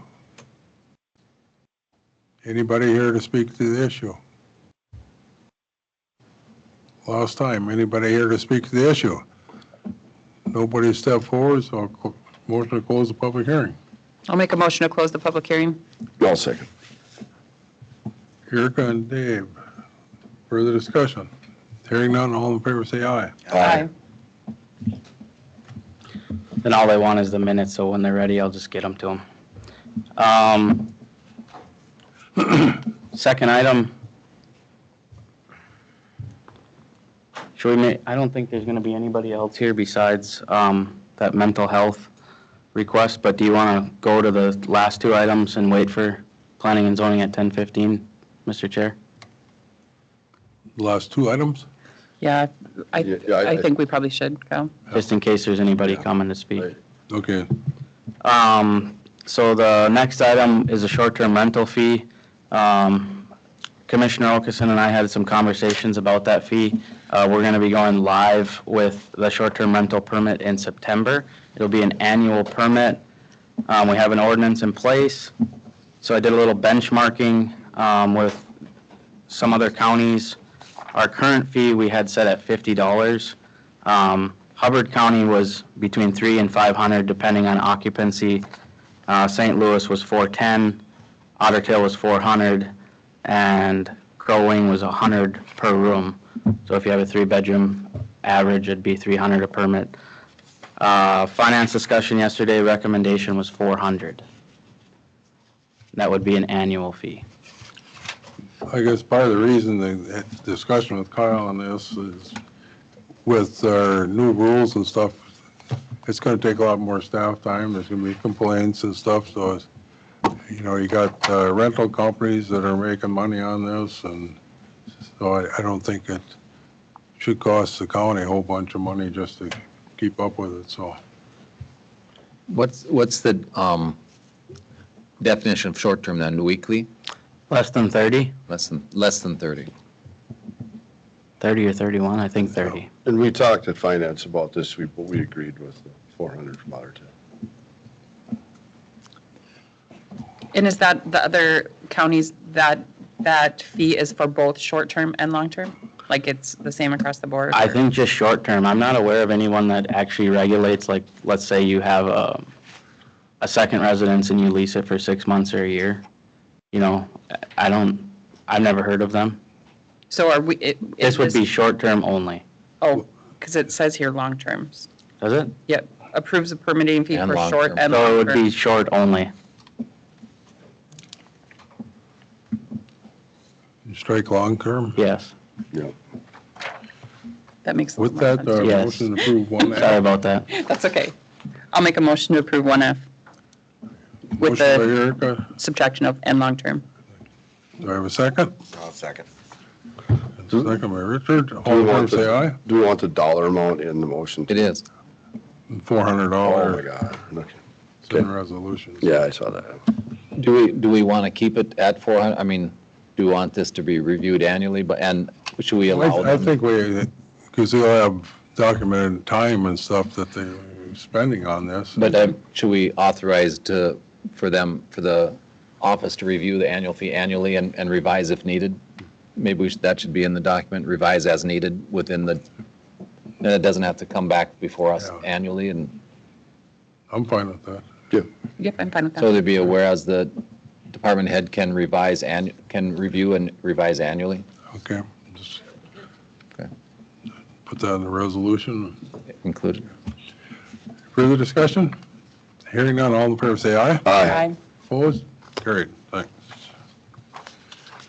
Our next item is a contract proposal amendment from Bolton and Mink for the zoning rewrite.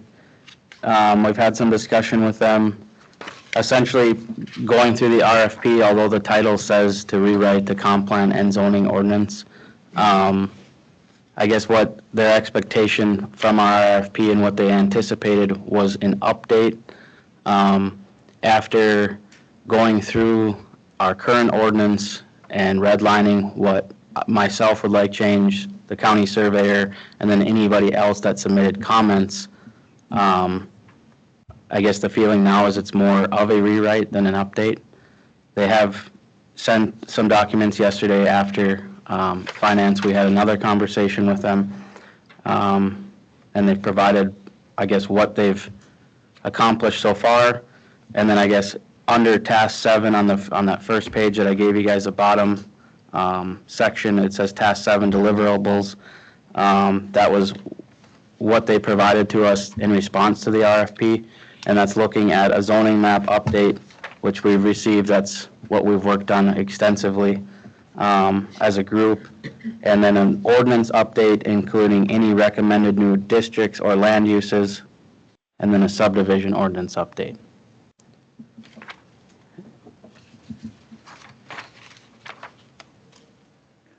When was the last time that we really, my understanding of our current zoning ordinance is it's just been a add-on. So when was it, like, last time we rewrote it? Or really looked at the whole, looked at the zoning ordinance as a whole and Zoning made changes? ordinances I don't know that we have looked at zoning ordinances as a whole. I think we've added ordinances when something has arisen, then you make an ordinance. Reviewed it or did some updating. But it's been a while even since we've done some of those, so.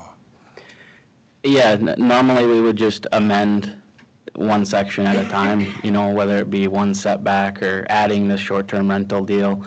I think 2008, 2009, there may have been some changes. We did a lot of work at that time, but it was kind of specific to lakes and Shoreline. lake frontage, and planned unit developments that haven't went anywhere. Right. And just one point to make, the ordinance is able to stand on its own right now. This is not a have to. It's definitely a want by our office and the user. But in conjunction with the comp plan, just to be clear, we can move forward without it. Well, when we originally went with this, the main reason I was even supportive of it is because we are going to get ordinances defined and some new ordinances, and that was initially the first ticket we wanted done, and it looks like it's the last item done. I think we had a few issues that we were looking at to get ordinance-wise that we wanted to address. One was the short-term rentals, and I think we were hoping they'd be done before this summer. Right. And I do agree with you, and we had that discussion yesterday that, we acknowledge that you were a big supporter of the ordinance versus the comp plan, which I wouldn't say I disagree with you, because there was lots of things. We wanted to add wind, solar, we wanted to beef up that enforcement, but also just to go through it and make sure that it's interpretable just by even a regular, everyday individual. Well, as we went through this process, I can see where the benefit for the zoning office will be in the new ordinances and the new plan. As you review them, and some things will be able to do within the office. So I see the benefits of this part of it, the ordinance part of it. I don't know. I'm gonna ask Kyle what his recommendation would be. He knows the work. I'm not real excited about paying more money, but Kyle has to say the value of, and Well, I mean, honestly, going back to that, I mean, this is something I've wanted for a long time, and I think anybody that uses it frequently, whether it be a planning commission member, a surveyor, a realtor, or a builder, but also in our office, just having a document that's, I don't want to say legible, but this thing has been amended so many different times by so many different people, and it does collide with different parts of it. I think just having something that is clear cut and dry would be a big benefit. Well, it will pair with the comp plan and the ordinances will work together rather than. Right. With our new land use map. I kind of agree with Commissioner Nelson. When I first started this process, one of my big goals was the ordinances, Yeah. get them up, because we had some that we wanted, we don't have. We'd like to, windmills was one, Penalty phase of penalties and stuff like that, and that was, it's kind of plagued us in the past because we didn't have anything in place, so. To me, they're very important, it's just that, I agree, extra 30,000. No, it's significant, right? It was 30% of the original budget. And I'd like to say we could do this ourselves, but I don't, it would be extensive, it would be probably not timely.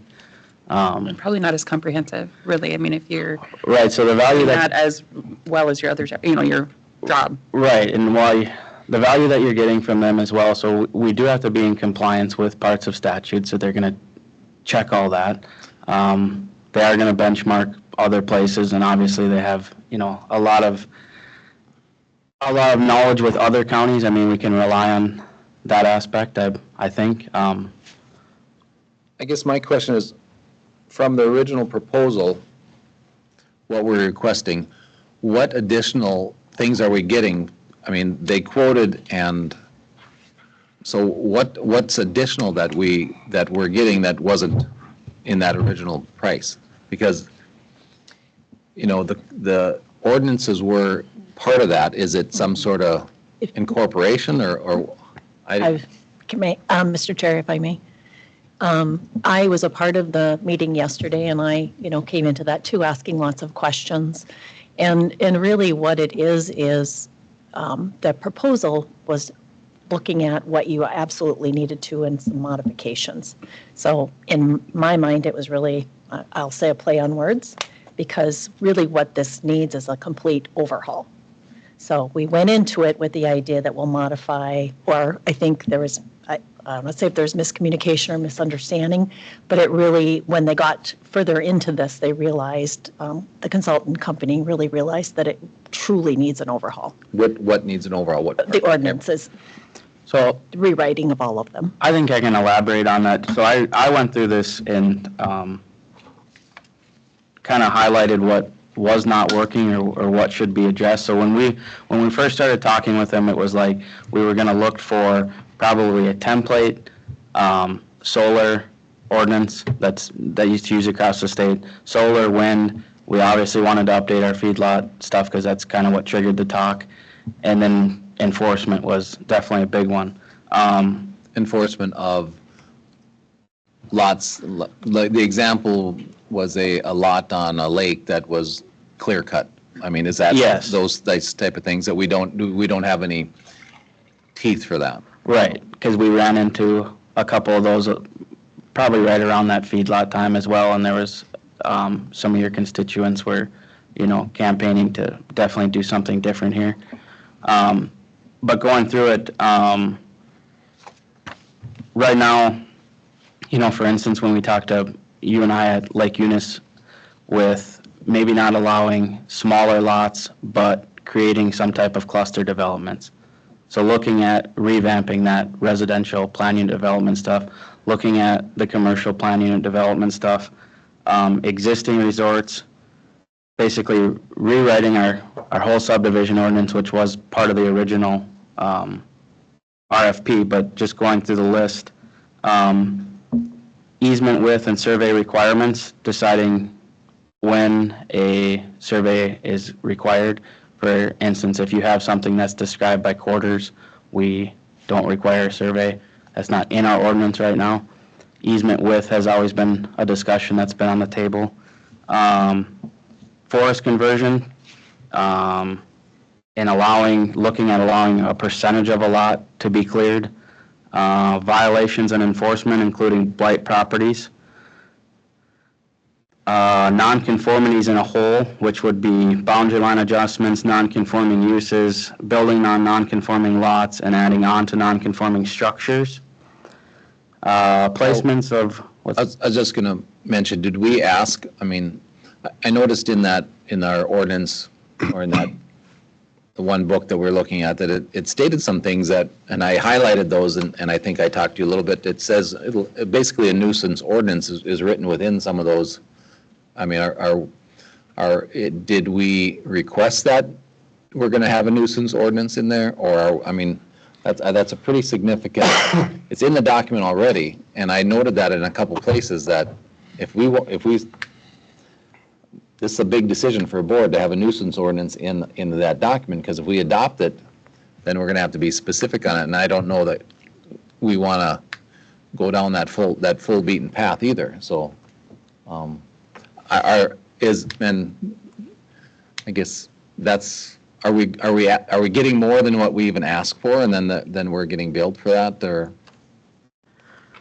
I don't want to say that, but maybe, going back to the clarification there on what that was, because I'm not, myself, and obviously I take the direction of U5, but I'm not interested in a nuisance ordinance. But we have a few properties right now that we can't get anything accomplished with. Should be a threshold somewhere. Right, so, and if we had, like, an administrative penalty order in our ordinance that we could issue, or some type of abatement process, the MPCA seems to have much more administrative powers than we do. I mean, obviously, we don't want to go to someone's house if their grass is too tall, if their siding's falling off. But we have probably about 4 or 5 right now that desperately need something, and we have talked about that in the past, as you're aware, because there's mental health problems there. That's where it gets difficult in court and things like that, but they're not good. They spill on the roadway sometimes, and The one that I'm thinking specifically too is right by a waterway. Mhm. It's right by a river. right.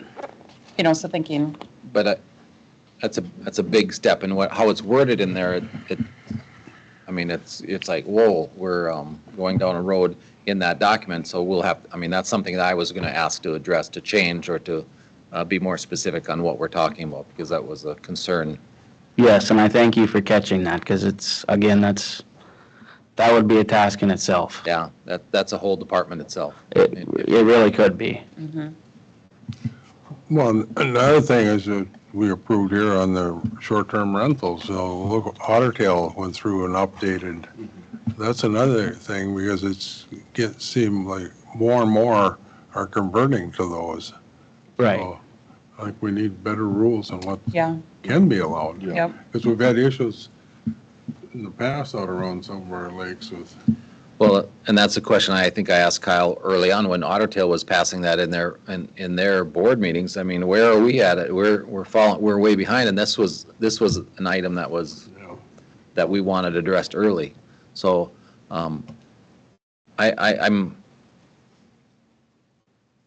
don't know where we're going.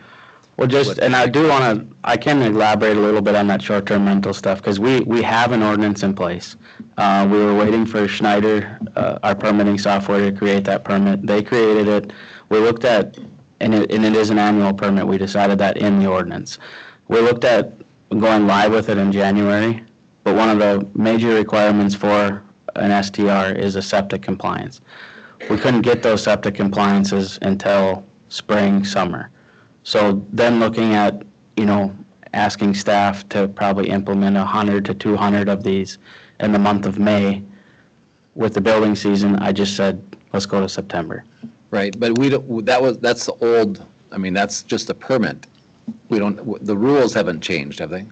No. So we haven't put restrictions or rules, and we've had the first early meeting, that was one of the biggest topics that we had was, and we thought if you have one short-term rental, that it's that it's going to be treated rather differently than if we have to do it. Yeah, I get where you're going now, because we talked about not letting them be used for specific, commercial use specifically, or 100% of the time, right? Yeah. Yeah, okay. We had some thoughts and some rules on them, and Otter Tail has put some of those rules in, and Otter Tail has the 3 strikes and you're out, and we still have nothing. I mean, we have the permit, and that's, you pay and you don't get nothing right now. We don't have any enforcement again. I understand where you're going now.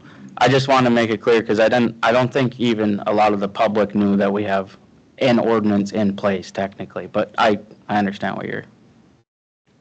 And we wanted to limit how many, or potentially limit how many somebody could own, so they can't have 10 of them, right? We didn't want to compete with hotels and motels, this business. It's, if we wanted to have if I wanted to rent out the family cabin for a few weeks to cover some, we don't have any issues with that. But if you're buying a piece of property, I mean, this is personally, if you're buying 10 properties and you're renting them all out on Detroit Lake or a lake, and you're changing, you're a commercial activity now, in my opinion, and I think there's different rules for that. Not saying and I don't know where we land on it, but we haven't. Well, I've had the same calls, especially up in Cotton Lake, Becker Lake area, that's what's happening, and these groups from the cities are going buying that, paying more than anybody else could. But it's a big investment, and they'll buy 2 or 3 of them, and it's a commercial business for them. But I mean, those are the things that's the reason why I was okay with this, and that was supposed to be included in that initial price, some of those ordinances. So where did we get, where are we now compared to then? Well, I sure think we need help getting back on board with getting these updated, but again, that's the extra $30,000. I thought that's what we paid for. So what are we, and we haven't got those, and they're coming in that, I mean, they're addressed in that big. Comp plan? Well, not the comp plan, is it the comp plan, and what's the? The comp plan is the first document that is now complete. Yeah, it's not, what's the other one with it has all the rules in? The ordinance. The ordinance, yeah. And that's the thick one, that has, I mean, I think they've done a lot of work on it, so that's what I'm asking is, where does this extra money come from? Because these ordinances were in the original price, so where does what's the extra request coming for, to do what? So, I mean, again, I asked for. To bring it all together? Well, but, so again, when we looked at it first, we definitely said feedlots, wind, solar, short-term rentals were in there, and enforcement. But then going beyond that, we basically are asking them, or I'll just be clear, to look at our whole shoreland ordinance, which would be vegetation removal, land alteration removal, conservation subdivisions, commercial plan unit developments, residential plan unit developments. Are they looking at CICs? Yes. That would be part of it. We have one before us today, and it's, and we can talk about that later, but I believe that needs to be addressed, and I think if we have these zones where it's residential, then those get more strict in those areas too, but. What's the board's wishes? What's the request? The request is an additional what? 29,976. I think we've put a lot of work into this, and we need it to be done right and done well and have a good functioning comp plan and zoning ordinance. So I would make a motion to approve for the additional 29,000 to rewrite our zoning ordinances. Motion by Erica to approve going forward the 29,976 additional cost amendment. Do I have a second? I'll second. I think we have to finish it. We started it, we have to finish it. I just have one question. So this is going to redo all of our ordinances, correct? Zoning. Or zoning ones, yeah, that's what I meant, yeah. Not all, but it's going to look at all of them, not just the ones that they've updated already, but maybe look more in depth at those two? Yeah, I mean, I don't want to say 100% all of them, because. But the ones that need to be looked at. Right. The ones. And you kind of earmarked the ones that you needed to be up. Right, and that's where we're going through earlier. I mean, there's a lot there. It's plan unit developments, it's existing resorts, it's subdivisions, it's forest conversion, it's violations, it's nonconformities, that's blankets a lot of things. It's placements of roads, parking areas, land and vegetation alterations within and outside the shoreline, which is a common thing we deal with. Animal density, again, looking at that a little closer. Stormwater management, short-term rentals, residential use in commercial districts and vice versa. Essential services, including wind, solar pipelines, transmission lines, and what triggers different permitting requirements or other agencies. Cannabis, and then some housekeeping just to make sure different chapters don't contradict each other. Because that is an issue in our current zoning ordinance. It can be, yes. Any further discussion? Hearing none, all in favor say aye. Aye. Aye. Opposed? Aye. Carried. Thank you. Moving on to Planning Commission recommendations from July 31st. The first is a conditional use permit to operate a repair business. Recommendation was to approve. That application had been tabled since May, I believe. MnDOT was opposed to an existing access being used for commercial reasons. They had granted a permit for residential purposes only. So the applicant has now began construction on another access off 302nd Avenue, which is Township Road. I was out there. It's basically to grade. It needs some gravel, but. Wishes of the board. I'll make a motion to approve. Motion by Richard. I'd second that. Further discussion? Hearing none, all in favor say aye. Aye. Carried. Next applicant was a request to replace an existing retaining wall. Recommendation to approve. Motion concur. So moved. I'll second. Motion by Barry, second by Dave. Further discussion? All in favor say aye. Aye. Carried. The next one, request for a preliminary plat for common interest community consisting of 28 units to be known as Turtle Lake Toy Lockers. That was a recommendation to approve in conjunction with a variance that was granted by Cormorant Township Board of Adjustments. They previously would have been limited to 25% lot coverage on that little over 6 acres. Board of Adjustments did approve a variance to be at 50% coverage with structures, and then an additional 15% going to 65 with structures and gravel. Motion to concur. Mr. Chair, this is one similar, I don't think it's, this is 65 on the one on 5 and 6 does that include the gravel or not? Yes. So 65%? It would be the exact, what they requested from Cormorant was to have that density. So they're within the shoreland on one, Quammen was not. So they requested to be at the same density as him. I think these are a blight. I think these are a blight in the county. And when this one gets done, I hope we all can tour these and see. This looks like industrial area. It's this one, I don't imagine this will have, the one on Becker 5 and 6, it's all gravel or rock. They're just not residential.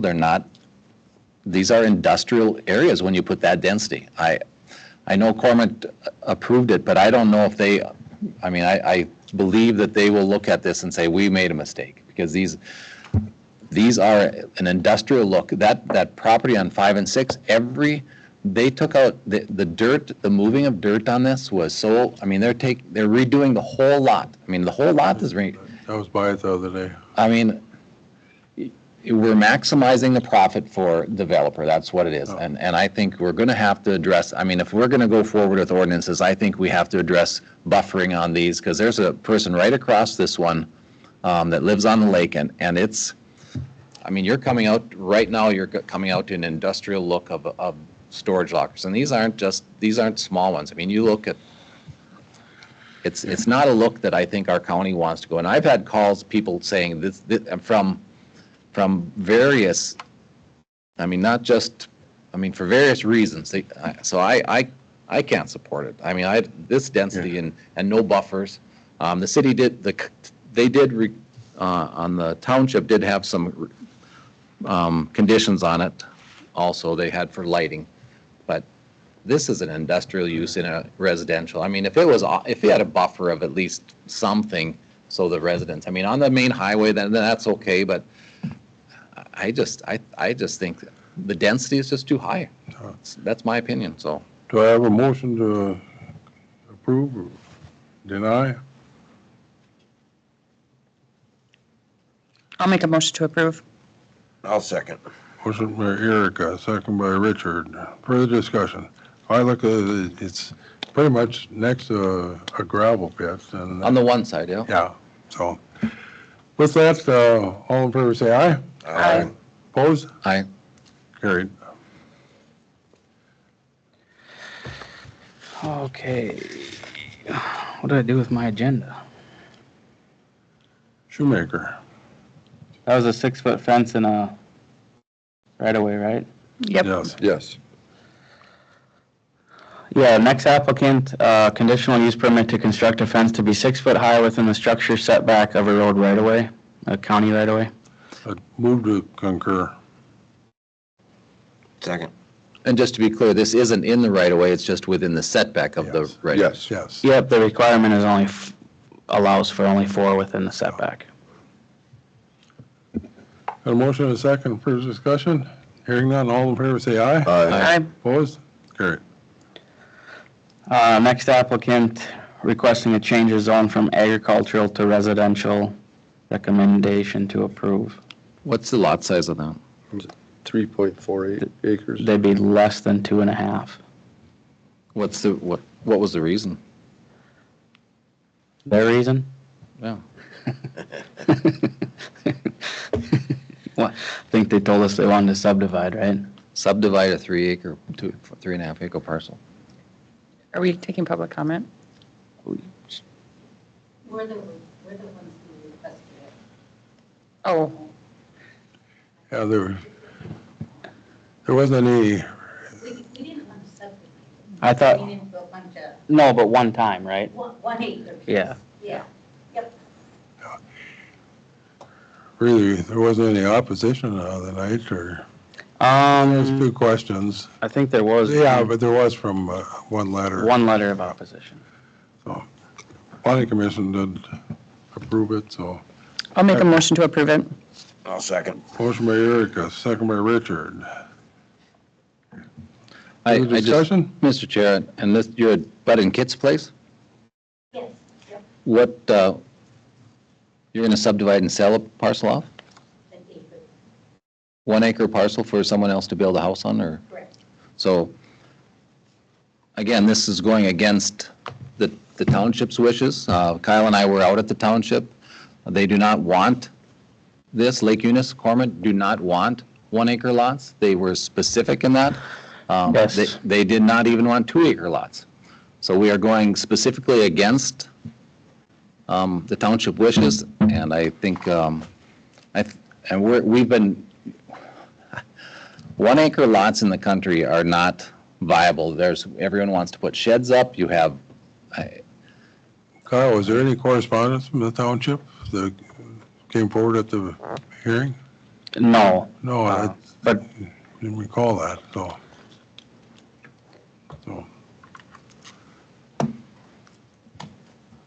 A motion to concur or deny? Mr. Chair, if we approve 1 acre lots just randomly without the count, in the county there. Or do have a motion. Yeah. I'm just reiterating, Okay. we have never allowed this before this board, 1 acre lots, just wherever. And that's what this is. It's a division of a 3-acre. It's just, it's beyond me, so. Okay. With that, I'll call for a vote. All in favor? Aye. Aye. Aye. Opposed? Aye. Carried. Roll call vote, please. Pardon? I would like a roll call. Roll call. Richard? Aye. Aye. Aye. Aye. Nay. Okay.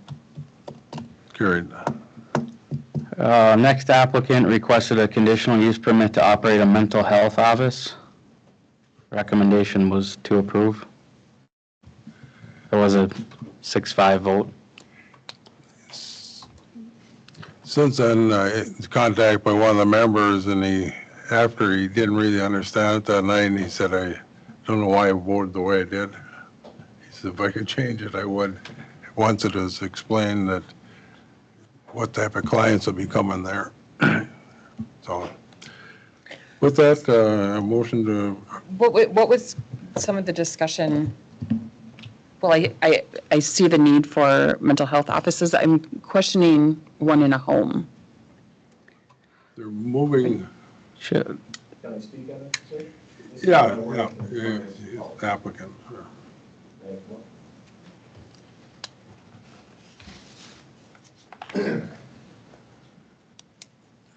What was your question again?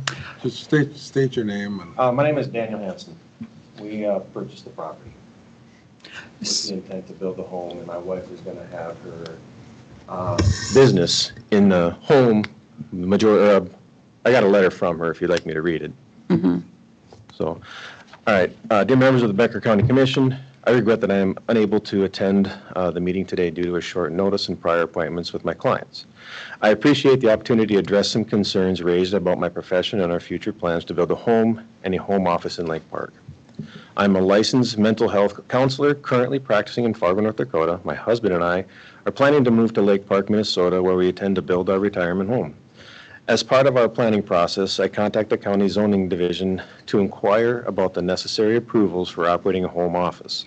I envision this office primarily supporting virtual practice with the option for an in-person visit if needed. I understand that some neighbors received letters and several attended the Becker County Planning Commission meeting on July 31st to express their concerns. While I regret not having had the chance to discuss these concerns with neighbors personally, I'm grateful to the one neighbor who reached out to ask questions about my practice. I would like to clarify the nature of my work and address some of the concerns that were raised. Number one, client visits. It is difficult to predict exactly how many clients would visit in person.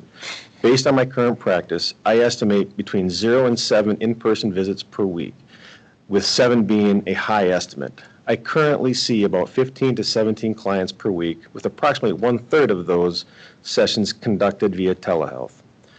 Number two, nature of counseling. My practice focused primarily on couples counseling. While I do individual clients, my work predominantly involves helping couples navigate their relationships. Here's a breakdown of the types of issues I address.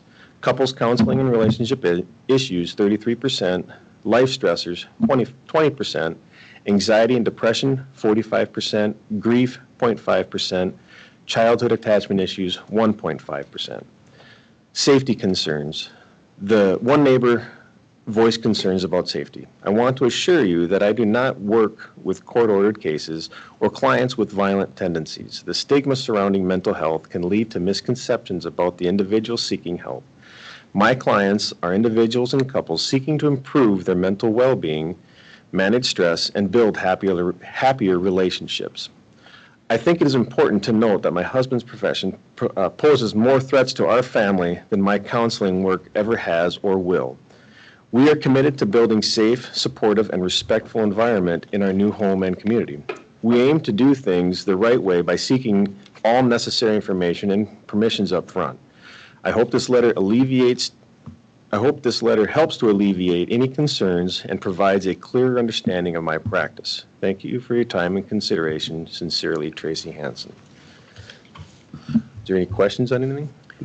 Mr. Chair. The concern I have is traffic going in and out. I mean, if this was completely in home and telehealth, I don't think there'd be an issue. Are you planning on employees? No. She owns her own business and she's the only person. I mean, and that for me was the big kicker on this. If we condition that no employees would be a big. There wouldn't be. That for me would be, I couldn't support it if there was going to be employees, because then you'd have, it'd be a whole different set of. Yeah, she's a one-man show. She does it all herself. She jobs out like her billing and things like that. So that's all done by a different place. Everything is her alone. If she needs guidance or has questions, she reaches out to the community of counselors that she works with. And so, yeah, she's at home alone. That was kind of my big question, because if you're going to have employees, I was like, there's no way I could support it. And like what she said, my profession is more dangerous. The people that don't like what I do or who I am, being law enforcement, we get doxxed all the time, meaning, I don't know if you know what doxing is, but people search out my personal information and put it out on the web. So I can have people come and retaliate against me for things that I've done for work. So her chances of doing that are slim and none of having that. Thanks for the clarification, a little update on that. That is more than what you presented at the hearing that night, and I think that worked clear. We were kind of caught off guard by what people were saying. And the other thing is, people were talking about the covenants. That was brought up. We have nothing to do with that. So. Correct. And the other thing I have is they're not enforcing them consistently. No. There's other things in the covenants that are being done on the properties out there. And so it just kind of, they use the stigma of mental health to cast this fear on things when that's not even the case. Thank you. Thank you. Anybody else want to speak? Just state your name. And Grant Johnson. I own 4 properties out there, and I live out there as well. And I actually sold land to Dan. I wasn't able to attend the meeting, but I'm in favor of it, and his wife does it. The one neighbor, she works out of her home right now, okay, next to her, and she's the one that opposed it. And she was mad because I sold the lot, and she didn't want anybody living next to her. So that's part of the issue. And it's the county have gone round and round with Kyle about the covenants out there. And I've spent thousands of dollars trying to stop a lot of these homes that have been put in their modular homes. It said no modular homes and all this stuff. And so it's like trying to, have an even balance out there. It's like a free-for-all and stuff like that. And I think we have more problems with outside people from town coming, ripping through there, tearing up the roads and things like that have been addressed. And I think what his wife does as marriage counselor, I think that's everybody needs a little counseling now and then. Thank you.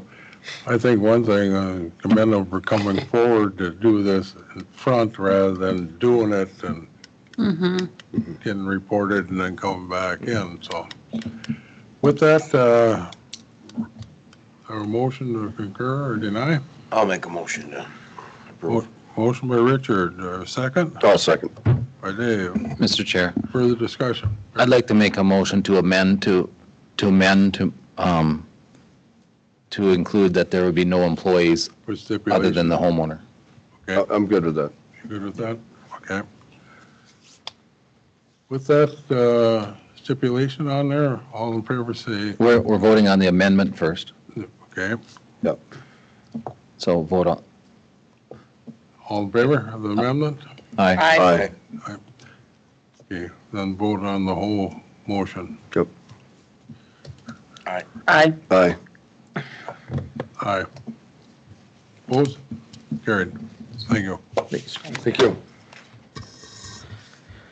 Next applicant requested a conditional use permit to construct an 8-foot-high fence within the structure setback of a state highway. Recommendation to approve. We did get a letter from MnDOT prior to the actual hearing that didn't have a concern with it. I'll make a motion to approve. Motion by Erica, I'll second. second by Dave. Further discussion? All in favor, say aye. Aye. Opposed, same sign. Carried. Last applicant requested a conditional use permit to operate a marine dealership with dockside gas pumps. Just to clarify, that was on both Leaf Lake and Big Cormorant for the gas. Motion concur. I'll second. Motion by Bear, second by Dave. Further discussion? All in favor, say aye. Aye. Carried. A question though, on the old, I mean, this was, the conditional use prior to was a restaurant bar. Is that eliminated then, or how does that work? That's a good question. So if something is non-conforming, which that one wasn't, if it's discontinued for a year, it's gone. If something is granted and not implemented within 2 years, it's gone. But there's nothing in the books about something that is granted and then discontinued. So I would say, with no expiration on it, I would say no. That it's still available down the road? Yeah. Okay, maybe we should put that in the notes, just, I mean, I don't know. That we, being that it was grandfathered, I don't know what you do with that. It's a. Yeah, there was some conversation that night about fueling and spilling. I said, there's more gas spilled in the lake by me dumping a 5-gallon can into a pontoon or a boat than ever spilled here. Mm-hmm. No, but I mean for the. For the bar and For restaurant. the previous use. Yeah, if the previous use will stay available unless. Is that something we can be addressed in our zonings ordinance? It could, yeah. It could be, but it won't affect this one because. No, it won't affect this one, but it could be in the future. If it's not addressed, it remains available. If it sells again, it can be go back to a restaurant. To the best of my knowledge, yeah, there's nothing that, again, when you don't have anything, it's just non-conforming. If you discontinue it for a year, it's done. Or if you don't implement it, but I don't think that's, Restaurant. well, and I think, But I'm fine with the marina. I think that was a big conversation of the planning commission. We got talks of traffic and, what occurs out there with this boat testing or test driving, they require a deposit, so you can't just joyride and. Well, yeah, they're $200,000 boats. Right. Question with this permit, I guess. Food trucks are allowed on it without any other specialty permit, aren't they? Yeah. Well, I thought about that too, but I just didn't know really how to incorporate it. I think if you have a Nearson's, for example, they hire Leighton to come out there and then they have a Oof to Taco truck or something. I can see them when they have their open houses, they'll have food. So technically they are still a restaurant, so that would probably fall under that. Yeah, I guess. So if they want a food truck.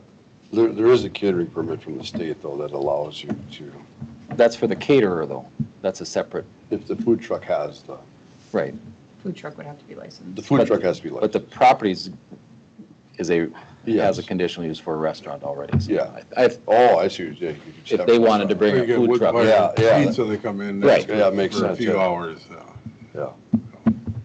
I'm gonna tell them to call you. But they wouldn't be able to allow to manage that if they don't have a food manager. So they'd have to have a certified food manager. They can't have food. The food truck would have one. Yeah, the food truck would, but the Yeah. people that own the property couldn't do that. Right. Yeah, I know what you're saying. Anything else, Kyle? No, sir. Thank you. Thank you. Anything else for the, Harry? Oh, I forgot that. Request to reset the canvassing time to 2 o'clock on the 15th, so it doesn't conflict with the other meeting. Yeah. So I'll make a motion to, Well, or just. do we need to move I- motion? Just adjust. Okay. Yeah. Just the time. Fit the, 2 o'clock's okay. 2 o'clock instead of 3. Okay, sounds good. Fit schedule's better. Oh. Anything else? Gary? Just to point out, primaries are next Tuesday. Yeah. Go to your polling places. Mail-in ballots, you can still request a ballot, and Mary expressed earlier, there's a QR code you can go to, but, You can or, also go upstairs and vote anytime.